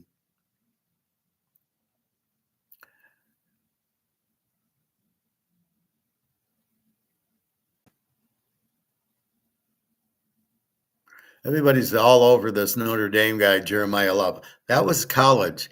They played the weakest schedule in the world that couldn't even get him in the playoffs. You're overvaluing Jeremiah Love. Who did he play? The best team he played was Miami. I doubt he did anything in that game. And then Texas A&M, when they gave up another 42 points. Oh, yeah, the Navy game, the Army game, Stanford, USC with no defense. Yeah, I'm really impressed with Notre Dame with this running back. It's a terrible draft to draft him high in the first round because he's doing it against high school teams. It's not a good draft. I'd rather get the guy from Miami. I would take him hands over fists before I take Jeremiah Love because he's doing it in the playoffs when you had Ohio State and you had Indiana that he was doing it against. Even Indiana's running backs are fine. So if you want to get all, that's the problem. They get all much on Jeremiah Love, and it was like, no, give me the Miami running back. I'll draft them late in the first round. Thank you very much. Then they got Chris Tonka, nose tackle Chris Tonka. This is Kansas City. Chiefs defensive coach staff knows exactly what it's getting with Tonga. What are they getting? He's a massive no tackle that can eat up blocks and play one. Well, I can get any big fat guy to do that. He won't contribute to the pass rush. So what the hell did you get him for? That's a stupid move. Safety Eli Gilman. Let's see. Gilman is a summer 11 player to the Chiefs. Brian Cook. Cook signed with the Bengals. That's a great process and free agency. Well, anyway, basically the only thing that Casey did was get rid of McDuffie and pick up Walker.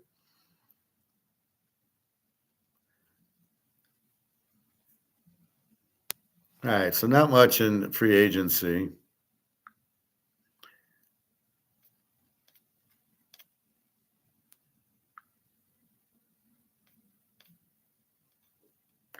Let's look at our gold and silver. So silver's at its low 80.61. Look for to get back to 89, and we're tired of this game. Is the price 80? Is the price 89? Neither. The price is 1,000. And gold at 50.20 again. Look, I mean, it was 51.17 at 9 o'clock in the morning, and the U.S. drives it down. Is that the real price of gold? No, because they're increasing the paper supply of it, but the physical supply cannot be increased. And that's why today's lesson is so effective, is that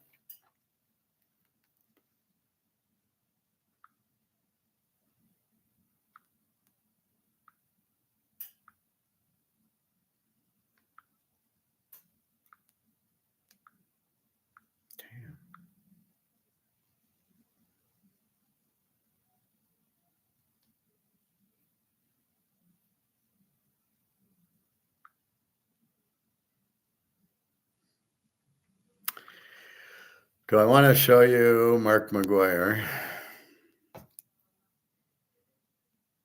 Yeah, there's a little Mark McGuire I can show you.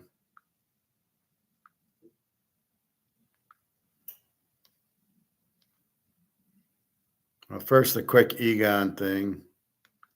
See the whole bond market collapsing with interest rate going up dramatically. Of course, if a bond collapses totally, you're going to see the whole bond market collapsing with interest rate going up dramatically. Of course, if a bond collapses totally, the interest is exponential, which means infinity, which means that the bonds are worthless. And that's what I believe. A lot of bonds, including bank loans, credits, etc., will become worthless because most people, companies, or even governments will not be able to repay those loans. And in this scenario, of course, stocks will also go down dramatically. I normally measure stocks against gold, against real money, because there's no use, as I've said before, there's no use measuring gold against paper money that goes down dramatically.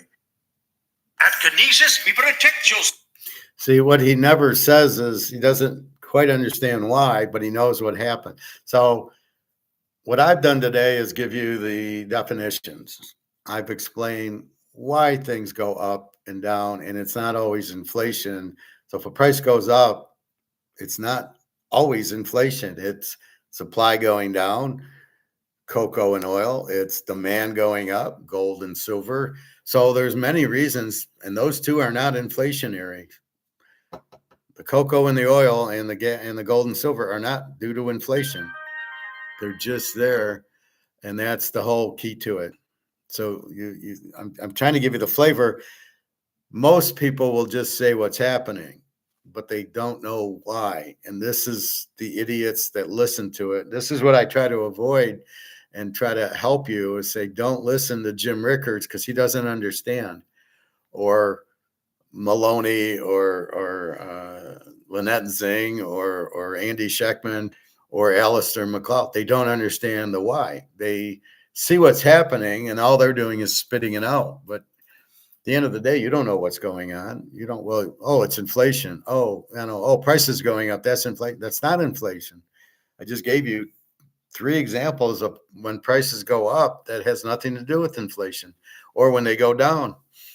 Oil and cocoa and gold and silver, they go up for either lower supply or higher demand. That's also why prices go up. So mostly computers and phones go down because higher supply. And that's prices go down. And that's the dollar. Higher supply and the price goes down. And that's why the price goes down and can't come up. So that's when they say the dollar's stronger. The dollar can never be stronger because they keep printing it. They keep adding supply, and therefore, how can it be a stronger dollar when you keep adding to supply and making supply higher and higher and higher? That can never be strong. That has to be weak. So, the dollar's stronger against these other currencies is bullshit. And the war, all you're doing is taking the supply oil out of it, which lowers the supply, which raises prices. Once you understand that, then you don't even listen to these morons. And then you hear these morons talk and you just roll your eyes going, no, no, no. The professor told me what's happening. And these guys aren't even close. And the same thing, we went to the Ukraine to increase the supply of minerals, oil, and gold. That's why we went to the Ukraine. That's why we went to Venezuela, was to increase our supply of oil. That's what we're trying to do. We are out of oil. We don't have any gold or silver. And the only way to get it is to steal it. But if you add supply, price will go down. But you're not. And then the demand where people wanting to buy it keeps going up and up and up. So the price has to go up because you can't really increase supply. Even if you found gold in Venezuela, it's already included in the market, right? Even if you have a new finding of 10 tons of 1,000 tons of gold, it's not going to move the price because there's more than 1,000 tons of demand. So it might move it very, very little, but I wouldn't worry about that. All right, let's listen to Mark McGuire a little bit.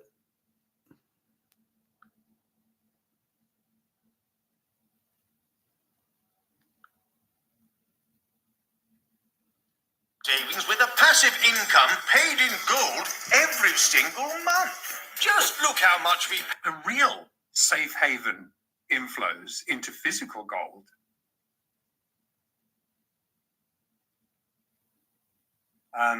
obviously the last time we recorded it literally was foreshadowed, but it hadn't broken.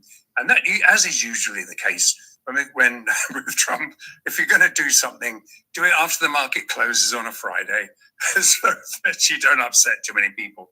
But then we woke up on Monday, and I'm going to look at some charts in a minute and show you the actual footprints because they're pretty spectacular.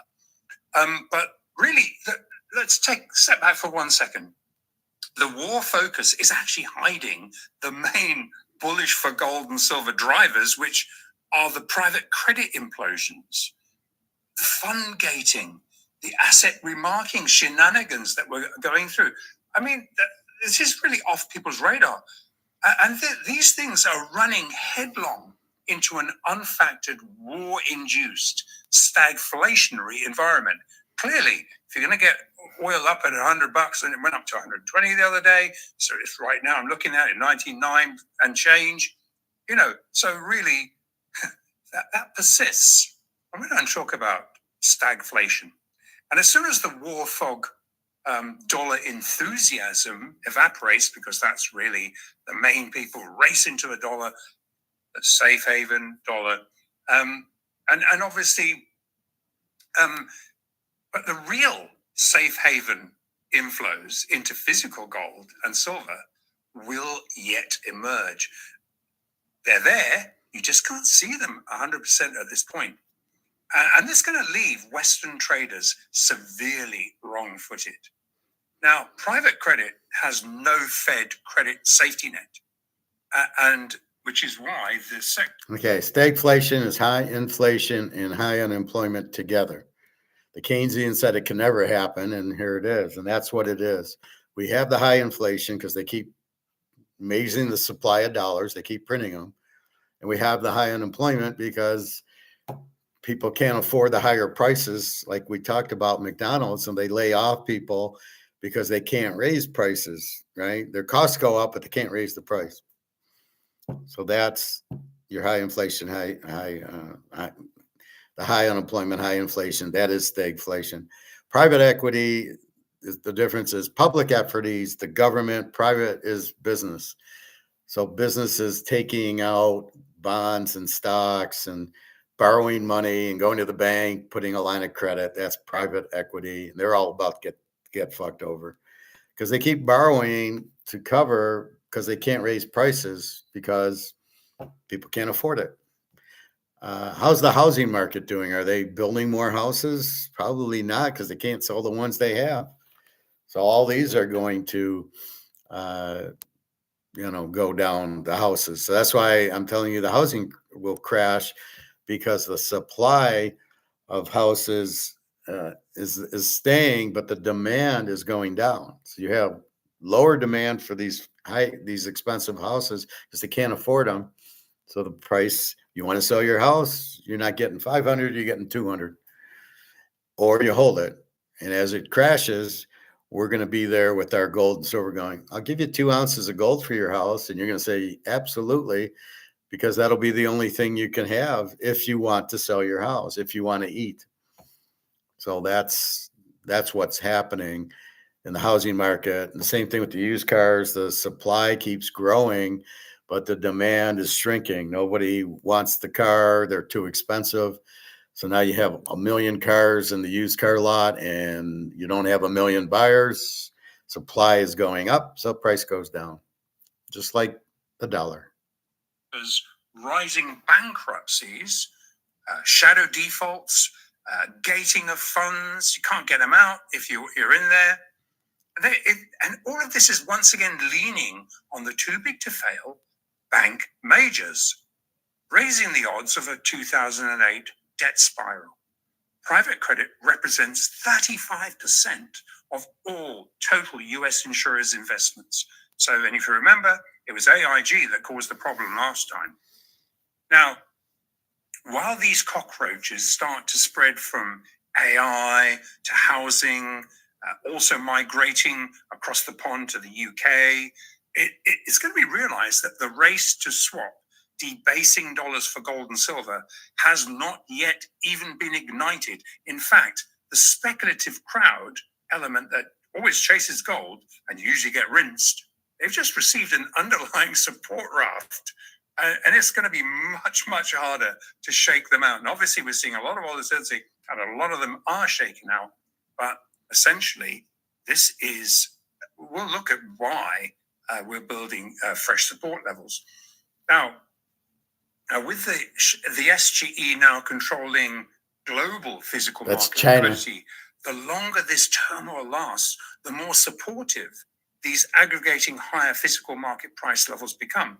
So because producers, the hedgers, institutional buyers, they're forced to lock in these higher physical market support levels, which in the process is constructing the next central bank and sovereign stair step to rally from. Now, every one of these global drivers are underpinning the next leg of central bank, sovereign, institutional, safe haven gold demand. It is just going on under the covers. All physical facing liquidity providers are now gearing up for plus or minus 6,300. I mean, that's everywhere now. And we're talking about spot gold here. And in silver, given the as yet undelivered, asymmetrically imbalanced naked short, LBMA CME silver warrants are still being stood for delivery into a growing 8-year supply deficit.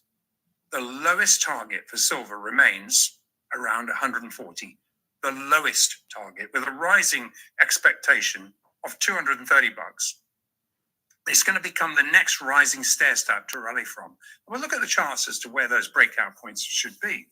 But let's start by looking at the current war-induced footprints, picking up the thread from our end of February market update into the 1st of March action in gold and in silver. And when looked at in comparison to the leveraged, bearishly skewed, undeliverable paper market settlements versus what we're evidencing in the physically backed gold and silver Shanghai settlements, they uncover a race by central banks and sovereigns and institutional actors to convert the stronger dollar and US treasuries into gold and silver. It's an opportunity because gold and silver trade as currency crosses against the dollar.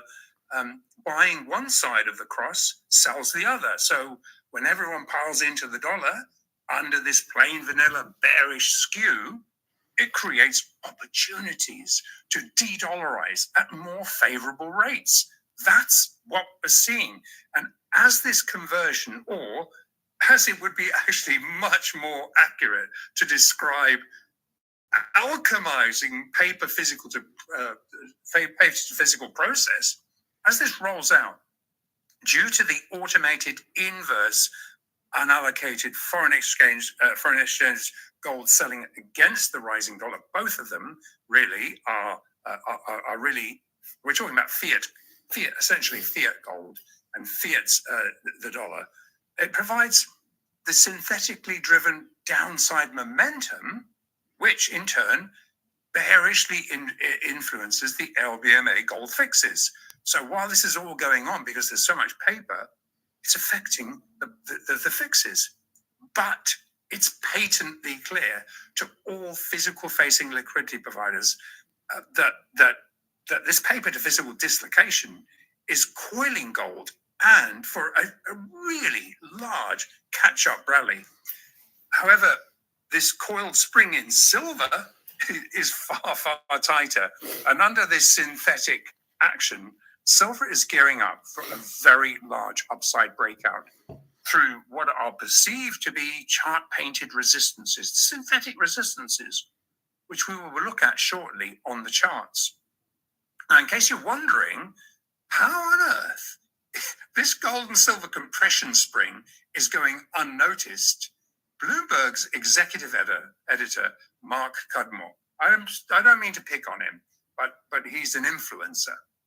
He provides a perfect example. We've seen it almost every morning bar for this morning on Bloomberg coming out and saying, oh, gold, no, gold's not a hedge anymore.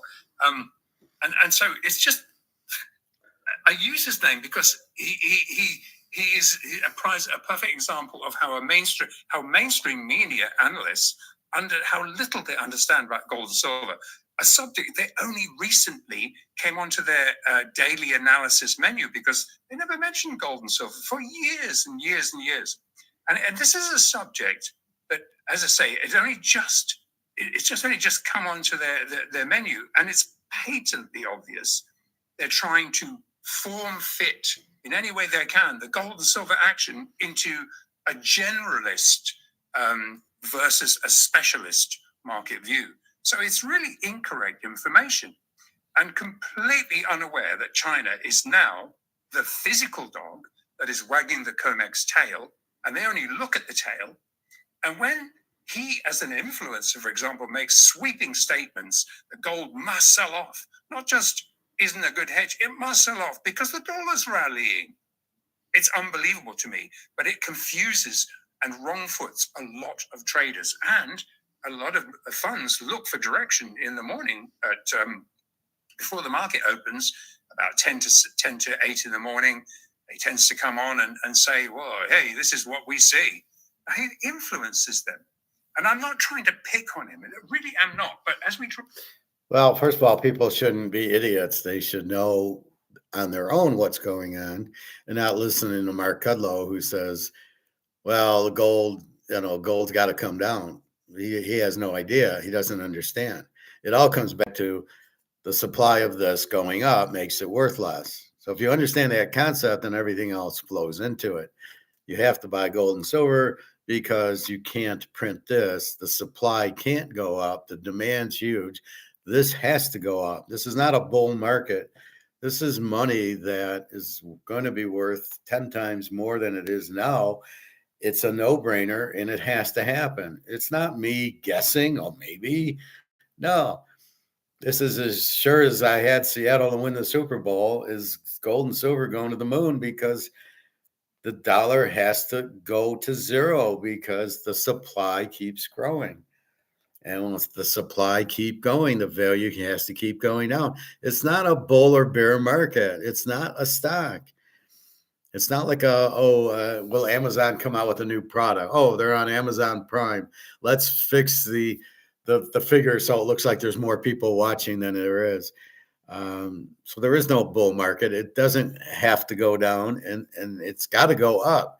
And even though the JP Morgans are trying to push it down because it's paper, and they're increasing the supply of paper gold, the BRICS countries are going, good, we'll buy it, and we'll buy into this price fixing of trying to knock the price down because we know it's cheap. And so they don't understand that. What are they doing? Giving you the news. That's why you got to be careful who you listen to.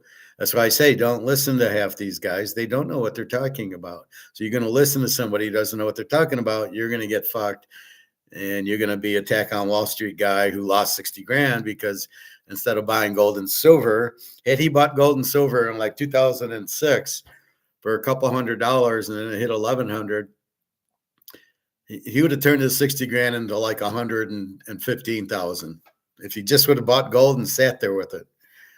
So people that say gold doesn't go up are idiots. It does go up in value. It does get worth more because it's gold and silver. That's what it is. And that's the point of it. So if you understand that, then you just keep buying it because it can never go down. Not physical. Yeah, in the paper COMEX, it can go down, but that's not why the price is higher. The price is higher because of the demand driving the price up, not because of the inflation. The inflation's part of the demand, but the demand sets the price. And the demand is huge for gold and silver. And the demand to get out of dollars should be huge also, as dollars aren't worth anything. So that's the critical demand that we know. So these influencers just show me how stupid people are if they got to listen to this Kudlow guy say, oh, you get into the dollar. How can the dollar be going up? The supply for the dollar has not gone down. Even if it goes down, it's still huge. So the supply of dollar goes up every month because, as I said, Social Security, interest, the government employees, and the defense guy, you're always printing more. You're always devaluing the dollar. The supply is huge and it's worthless. That's always going to happen. There's no way that doesn't happen. So how can the dollar ever get stronger? The only way the price would go up is if the supply went down, like in oil or like in the cocoa leaves for the dark chocolate, right? That the supply is down, the price goes up. Where is the supply going down in the dollar? If anything, it's going up every month because you got to print more. So that's really your key there is that. So to listen to Kudlow, I would just laugh at him. My Daria, just a second. Let me see what D's up to.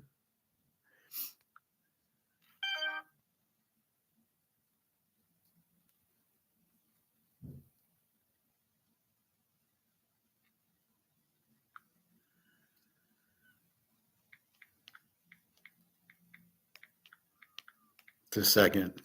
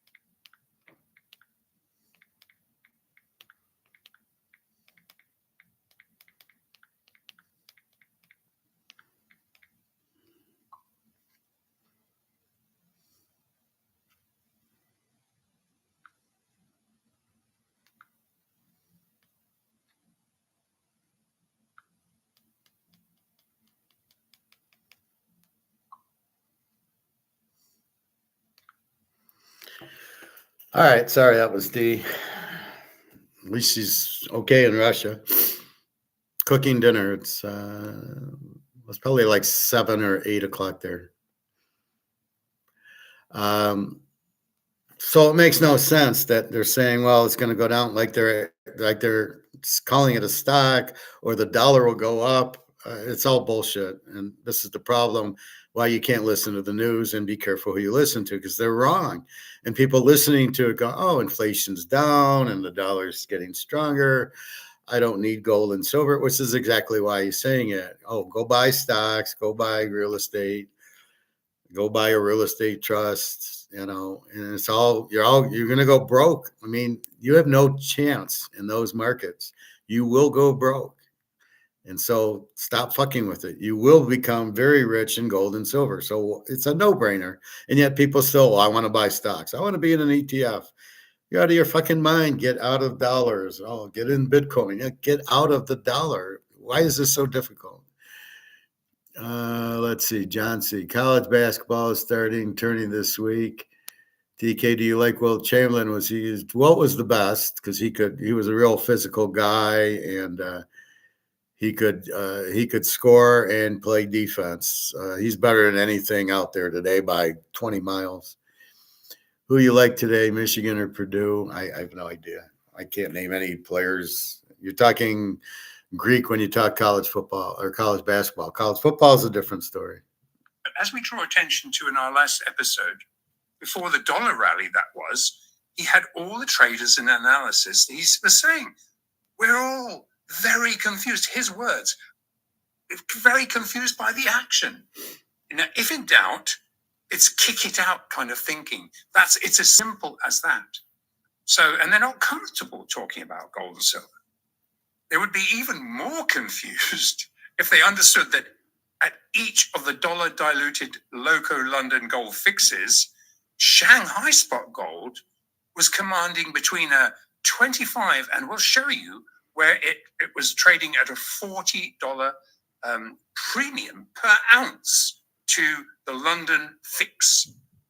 And we see this premium expand at each and since and before, and since each of the synthetically diluted benchmark LBMA fix hours.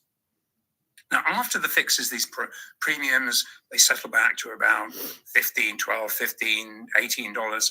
So it reveals Western fixes are underpriced. When it spikes that up into the fix, we know it's underpriced versus the physically settled exchanges where you have to own a bar to buy it and sell it. And the fact that the premium spiked up to $28 directly following the AM fix this morning, and I'm recording this on Wednesday, the 11th, it just shows you this is exactly, this continues, it's consistent.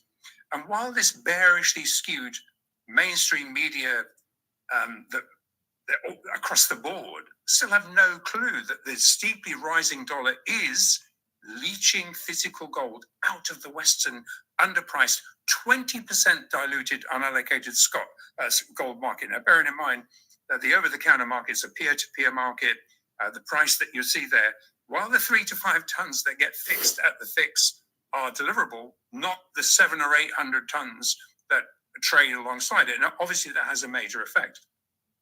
They're missing the fact that gold is being drained. I mean, drained in size on a one-way journey into a very welcoming SGE gold corridor.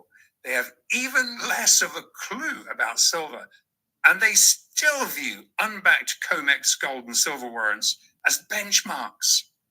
All right, Andrew. Also, can you share some of what that you were discussing in the silver markets here? It looks like the LBMA is no longer the global silver hub that it was. Yeah, I think let me put up a link here because it really kind of says it all. Now, hidden in plain sight for the last 4 going on 5 years, the so-called global loco London silver hub, into which massively leveraged rehypothecated silver derivatives are benchmarked, have had 0 silver to export to China to arbitrage these huge Chinese premiums. And given global US export controls have now been implemented, imports into London are being completely bypassed following very large legacy market leasing costs. But these leveraged borrowings are then sold into the market, but they end up flowing into the SGE physical hubs. Once it's there, it doesn't come back, forcing these borrowed and sold derivative benchmarks then to be paid back at a sequentially higher and higher price. This process simply provides the illusion that the London fix is a credible benchmark. It's not. Now let's just pop onto the charts, and then we'll drill down into some fresh, pivotal, bullish drivers that we are seeing. And that's that's the biggest question I get, is that under all this smoke and mirrors action, what is really going on? As we previously identified, Western sellers consist of three main actors: officials trying to paper over very large dollar US Treasury conversions into gold, alongside risk market actors calling in gold hedges to meet stock market margin calls, and they're complemented by naked short momentums chasing the downside. However, through all of this action, we've evidenced a series of higher physically supported stair steps. So let's drill down and look at the footprints from the 2nd of March, automated, which was the Asia buys physical, West sells paper to physical disconnect. This is where we see this happening once again. Now, I want to point out that each of these 7, now this is the pit open, and each of these 7 pit opens, 2, 3, 4, 5, 6, 7, and then today, number 8, progressively getting less traction. But nevertheless, it evidences these synthetic physical to paper footprints playing out, while under the radar, Well, it's hard to SGE see. foreign exchange spreads widened enormously. So let's look at the first PM fix after on the March the 3rd, after this big smackdown. And what it does is it's in fact, if we look apples to apples, the Shanghai, they're going to the east. They're fed up with the volatility. They're fed up with the games. They're so obvious. When you see a sell-off coming in at literally seeing several years mine supply sometimes coming in and just being dumped in a matter of a few minutes at a very odd time of day, they're fed up, absolutely fed up. And so the reason I bring this up is just going to put you up this Bloomberg article, which this week draws global attention to exactly what we're talking about.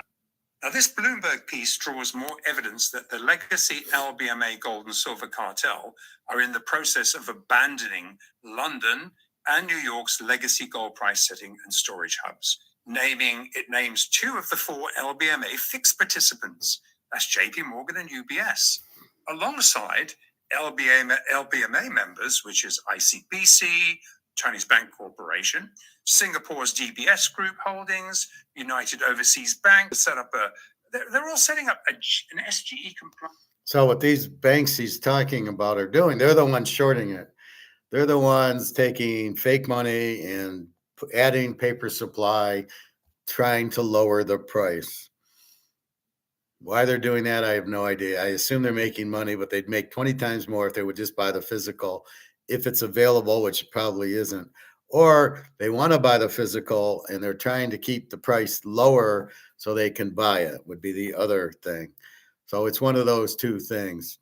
But these are the bad guys. These are the guys fucking around with the real price by increasing supply of paper, gold, and silver, which as they increase supply, the price goes down. And this has been the problem. On the other hand, it helped us buy a lot at $20 silver and $2,000 gold back then. So that's what we were able to buy it cheap. If we didn't have these, we would never have been able to buy it. So on one hand, we thank them for keeping the price low. On the other hand, we are saying, get the fuck out of the way now. We've got it. Let's let the price go up. If you're new to the game and you want to buy, I suggest buy quarter ounces of gold, maybe 1/10 of an ounce of gold, buy your ounces of silver because you can afford that. Can you afford 5,200, 5,300 gold? Maybe a lot less than you could have before. But again, the more, if you have 10 ounces of gold, it's going to go to the moon anyway. So it's just hold it. But get out of stocks, bonds, Bitcoin. None of them are going to jump like gold and silver. In fact, all of them will drop because they're all hooked to the dollar, and the supply of the dollar keeps going up, which means the price of the dollar or the value of the dollar keeps going down. So you're fucked in any dollar things. Your house, your car will be going down because the demand is not going to force the price up. It's lower demand, which forces the price down. So if you want to be in those, get ready because the value is dropping. And trading and storage corridor for their clients in Singapore. And given two of these banks are primary LPMCL actors who, in alignment with the CME and the Fed's global FX management strategies, they benchmark the dollar exchange rate against gold and silver at the local London daily gold and silver fixes, this initiative marks a pivotal inflection point where asymmetrically imbalanced Western paper gold and silver markets are being forced to align with far more liquid physical supply-demand pricing fundamentals. Following the Bank of International Settlements closing all their historical gold derivative bets against gold in November 2022, just before they revalued gold as a first-tier net stable funding ratio asset on the 1st of January of 2023, all LBMA bullion banks were forced to physically back unregulated peer-to-peer over-the-counter long and short FX gold bets at the fixes, but only at the fixes. And while, as we've seen today, again, while the 3 to 5 tons of average of 3 to 5 tons of daily deliveries are T+1 NSFR compliant and deliverable, they only comprise a tiny percentage of the overall 600 to 800 tons of cash settled over-the-counter unallocated gold positions shuffled around the controlling legacy cartel's highly leveraged daisy chain of high counterparty derivative books. However, while technically compliant at each of these fixes, the resulting aggregated flywheeled LBMA fixed price represents a synthetically generated oversupply metric that ultimately dilutes the resulting. Nobody understands what he's physically talking backed fixed about. price. And while this siloed, asymmetrically imbalanced paper to physical output price, they know all the reasons why. We talked about the millions of reasons why. It's the debasement of the fiat currencies. Now, this multi-billion-dollar rotation into gold, it's only just commenced, with many allocations to gold coming off, as I say, a 0 to a 1% base. Pretty much that's what we're seeing to all the people we talk to. There's so many people have never entered. They thought it was a pet rock. They did not understand how it was, nor were they offered the ability to get in and out of gold until the banks suddenly worked out, hey, why are we fighting this? They all want it. Let's get on board. And we want a higher price. And most banks are actually suggesting clients allocate a minimum of 5 to 20% exposure to gold, alongside some exposure to silver as well. Now, these over $6,000 short-term gold targets, they look far too low. And we'll look at that. And if you recall, it was laughable. Do you remember? We actually took the P out of it. If Citi attempted to argue gold and lower based on the ridiculous assumption gold demand could not exceed supply. I mean, what kind of it's beyond credulity. It's unbelievable.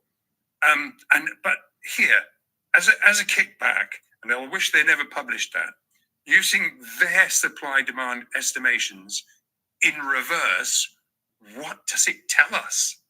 Citi's contrarian spin is bizarre, as it deliberately ignores the bullish price effect that central bank sovereign institutional conversions out of dollars, US treasuries, into physical gold, high quality liquid assets, balance sheet alternatives will actually impact inelastic gold supply. No brainer.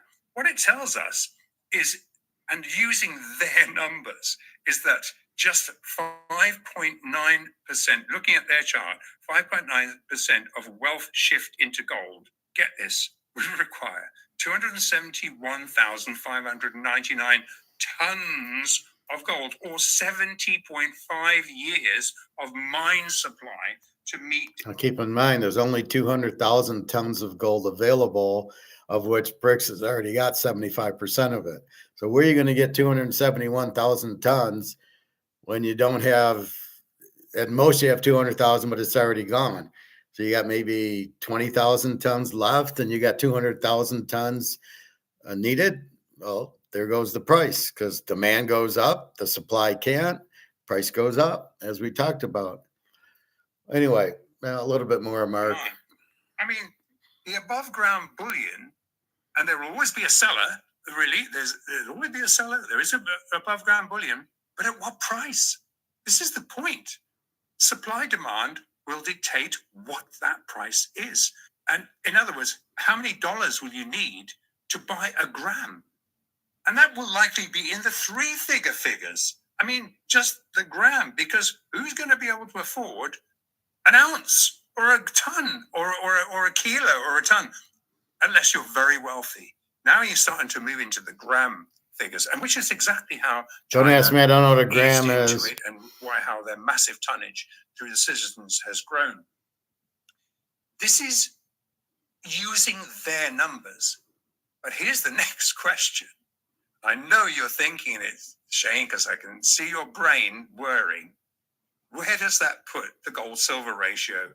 And with export controls and multi-year supply deficits, it's going to require a lot more fiat to own silver too. However, under the covers of the Bloomberg article, it reveals that these major market-making bullion banks are aggressively chasing the institutional, sovereign, and central bank liquidity that has already exited the high counterparty risk, unbacked CME, and the unregulated LBMA over-the-counter exchanges. So don't count on a very large, and they're not counting on the fact that this is going to create a very large move higher. And while central banks and sovereigns are already entrenched in the sufficiently liquid SGE, Western-facing free trade zone, positioned to directly access its physically determined supply-demand ecosystem, it's attracting these whales to buy, fold, and collateralize first-tier, high-quality liquid asset, physical gold and silver assets away from the West. This front-running splinter group of bullion banks are directly targeting the wealth institutions not mandated to hold physical gold bullion. They're either on the sidelines or forced to invest in high counterparty risk, unallocated GLD and SLV ETFs.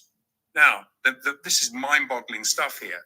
As we highlighted again in our last episode, the prospectus of an SLV and a GLD, and we've done episodes about this, Shane, haven't we? Where we talked about that if you don't own it, you don't have it. I mean, these ETFs are illusionary. They openly state they can be shorted, meaning that the ETF silver positions may have multiple ownership claims. Also stated in the physically backed on and off ramps, while stated as physically backed. So they say, well, look, here's a published list of bars. The on and the off ramps are transacted in unallocated metal.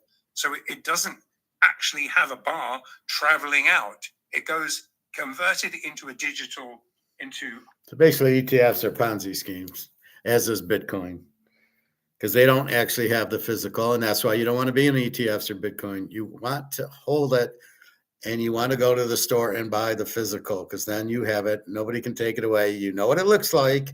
You know what it feels like. You lock it in your safe.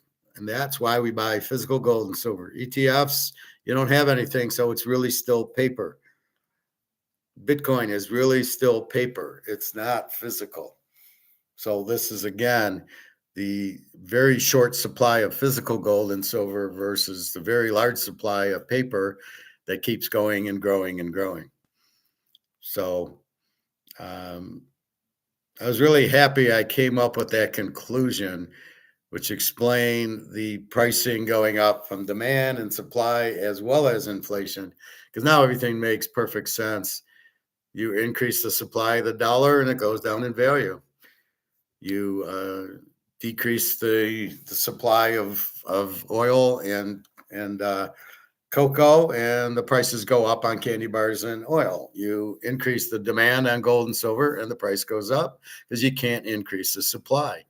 So, like here on this shirt, the Columbia, you can just make more. You can increase the supply of this if the demand gets bigger.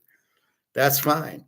The material might cost a little bit more. I don't know. But when you're looking at McDonald's, you don't run out of supply, but the demand goes, your price goes up because of your cost. So that's kind of inflationary because the costs are going up because of the inflation. The price of your McDonald's is not going up based on demand. It's really not going up based on limited supply. So it's going up because of the inflation. So they keep raising the price, but the market says, nope, I'm not paying $15 for McDonald's, and McDonald's goes out of business. So again, if you can make more, then, if it's cost due to the inflation, due to the money printing, then McDonald's has got trouble because of the inflation. But not that they have supply of meat. And then on the other hand, the demand goes down. So actually, no, it's not inflation. It's the demand going down at McDonald's because they raised the price, and therefore you're not going to buy it. Just like the Coke at the grocery stores, $3.50 a 2 liter, and the demand goes down because it's too expensive. Now that's part of the inflation causing them to raise the price, but the market says no, you can't do that. So a lot of that is the price makes the demand drop. The demand drop makes the price go down. Even though the costs go up and you need to raise the price, you're fucked. You can't do it as the retailer. I can't. My costs say I got to charge $3.50 for Coke, and I can't because nobody's going to pay $3.50 for it. So I'm fucked. See you later. And that's why these businesses are going out, and therefore you see a lot of unemployment, and people are going to AI as a way of shrinking their staff. But that's not going to work because nobody wants to talk to a fucking AI person. Oh yeah. Like I said with Spectrum, when my internet went out, and here's AI. Go fuck off. Give me a real. I want to talk to a real person. And I waited until I talked to a real person and they could explain what's going on. AI can't explain shit. Well, I'll give you a chat person. I don't want to. I want to talk to a real person. And until they get that understanding, these companies are all going to go broke, switching to AI, thinking they're going to save money because AI doesn't get sick and go on vacation. Yeah, and it also can't answer questions. And it pisses the customer off, and the customer will not talk to AI. So AI is going to be a big, big loss. It'll be a big Ponzi scheme, and these companies are going to go broke thinking AI is the solution. You need somebody to review the AI. Well, it gives me sales of 10 million. Is that right? I don't know. AI gave it to me. So now, okay, go run the ledger. Go tell me what sales are. Oh, they're only 7.8 million, not 10. Oh, AI fucked up. Oh, now we're in trouble. We can't trust AI. We got to get rid of it. Meanwhile, you've let all your staff go. How are you going to run your company with no employees? You have employees for a reason. You don't just not because they're pretty, and then you've got to give them vacation time and lunch time and time off, or you won't have any employees because the competition of the other companies do that. So if you think, well, I'll just get rid of my employees, you're living in fantasy land, buddy. Apple, Amazon, whoever the fuck you are. Who's going to drive the trucks? Who's going to drive the Amazon Prime truck? You're going to have AI drive the truck? This would be hilarious. And how are they going to deliver it to your porch? Yeah, there's some positions you can't get rid of. I know there's driverless trucks. I read in Texas. Good luck on that. How are they going to fill the truck up with gas? Yeah, I'm an automated truck driver, like in Total Recall. How did he fill up with gas? How did he fill up if it was electric? Anyway, some more of that shit. All right, so we got basketball today. It's too many unattainable variables to bet basketball. I think at this point, the the the 2 day, back to back days, who's playing and who's sitting out, who's injured and who's coming back. So Golden State, what do you do? These 20-point spread on the bad teams, and then the teams up 25 and then win by 15 and they don't cover. There's too many big spreads to, it's very difficult. It's a lot of inconsistent teams, bad coaches, bad players, very difficult. I'll keep watching it, try to learn something, but it just seems some days the Z teams lose by a lot. Some teams, the Z teams win or lose by 3 and they're getting 15. It's not the appetite to bet. That's why I bet football. I know Mahomes is playing or he's not. If he's injured, he's not playing. If he's playing, he's playing. I know I got Mahomes. I know I got Joe Burrow. I know I got Chase. And I know how they perform. And that's different. But I don't know how basketball, I don't even know what it is anymore. It's such a bad game with bad players. Even Luca Brasi's the star or when beyond. I mean, okay, if these are the stars, then how are you going to bet that shit? What a bunch of trash. So anyway, keep that going. So we will look at gold again about 6:30 tonight. China takes over. We'll see. My feeling is it'll be back at 85 and gold will be back at 51, 5,200. And the yo-yo keeps happening because of this paper market. JP Morgan making money on their options. The problem is they're making money. And when you make this, it's not worth it. So is it, you're doing the wrong thing, guys. The banks should be buying the gold and silver, not making money on the options like it's a good thing. It's worthless. The dollar's worthless. Too much supply, nowhere near the demand, and everybody is getting out and buying gold and silver. That's the place to be because you can't increase the supply of the paper of the gold and silver. The demand choose, but you can't increase the supply. The price has to go up. So it's a fucking no-brainer. So why are you in stocks, ETFs, or Bitcoin when it's in paper and the paper supply has to go up every month because we don't have enough to pay everything. We have to keep printing and printing and printing. And when the banks buy these options and derivatives, they're printing and printing and printing, which is adding to the inflation. And the fact we're a petrodollar is meaningless because China and BRICS are now buying oil from Saudi Arabia using their currency backed by gold. This war, the oil is being shrunk, the supply, so the price is going up. I don't know what's going on in the Middle East. The Strait of Hormuz is closed. Doesn't mean the supply is going down. The supply just goes the other way around Africa. So from a supply standpoint, it doesn't. Now, if they start taking out oil refineries in Kuwait, in Saudi Arabia, and these others, you're going to have a mass war because these countries will not lay down. You can't fuck with their profit. So we'll see what's going on with that. What are we doing there? It's a no-win situation. A regime change, that ain't happening. They've already changed the regime and nothing happened except you pissed off a lot of Iranians. What are you doing there in the first place? Oh, you're there with Israel because Israel wants to control the region. Well, Israel's fucked. And there's this big problem. So as far as the dollar strengthening, I don't know. That's not possible because as long as you keep printing it, you keep making it less and less value. So how the fuck is that possible? But then to affect the gold price because the dollar is going up, how is the dollar going up? I mean, it's an impossibility and it's stupid. So we know that. And again, why does that affect our gold price, the dollar going up? It can't because the dollar is limited. The gold and silver supply is limited. You can't make more and the demand's huge. So why would gold and silver ever go down? So it should just keep going. So we'll see. This war's, I don't know what it's about. If it's to keep the gold price down, to get the oil price up, it's helping the Russians. Is the Russians behind this war?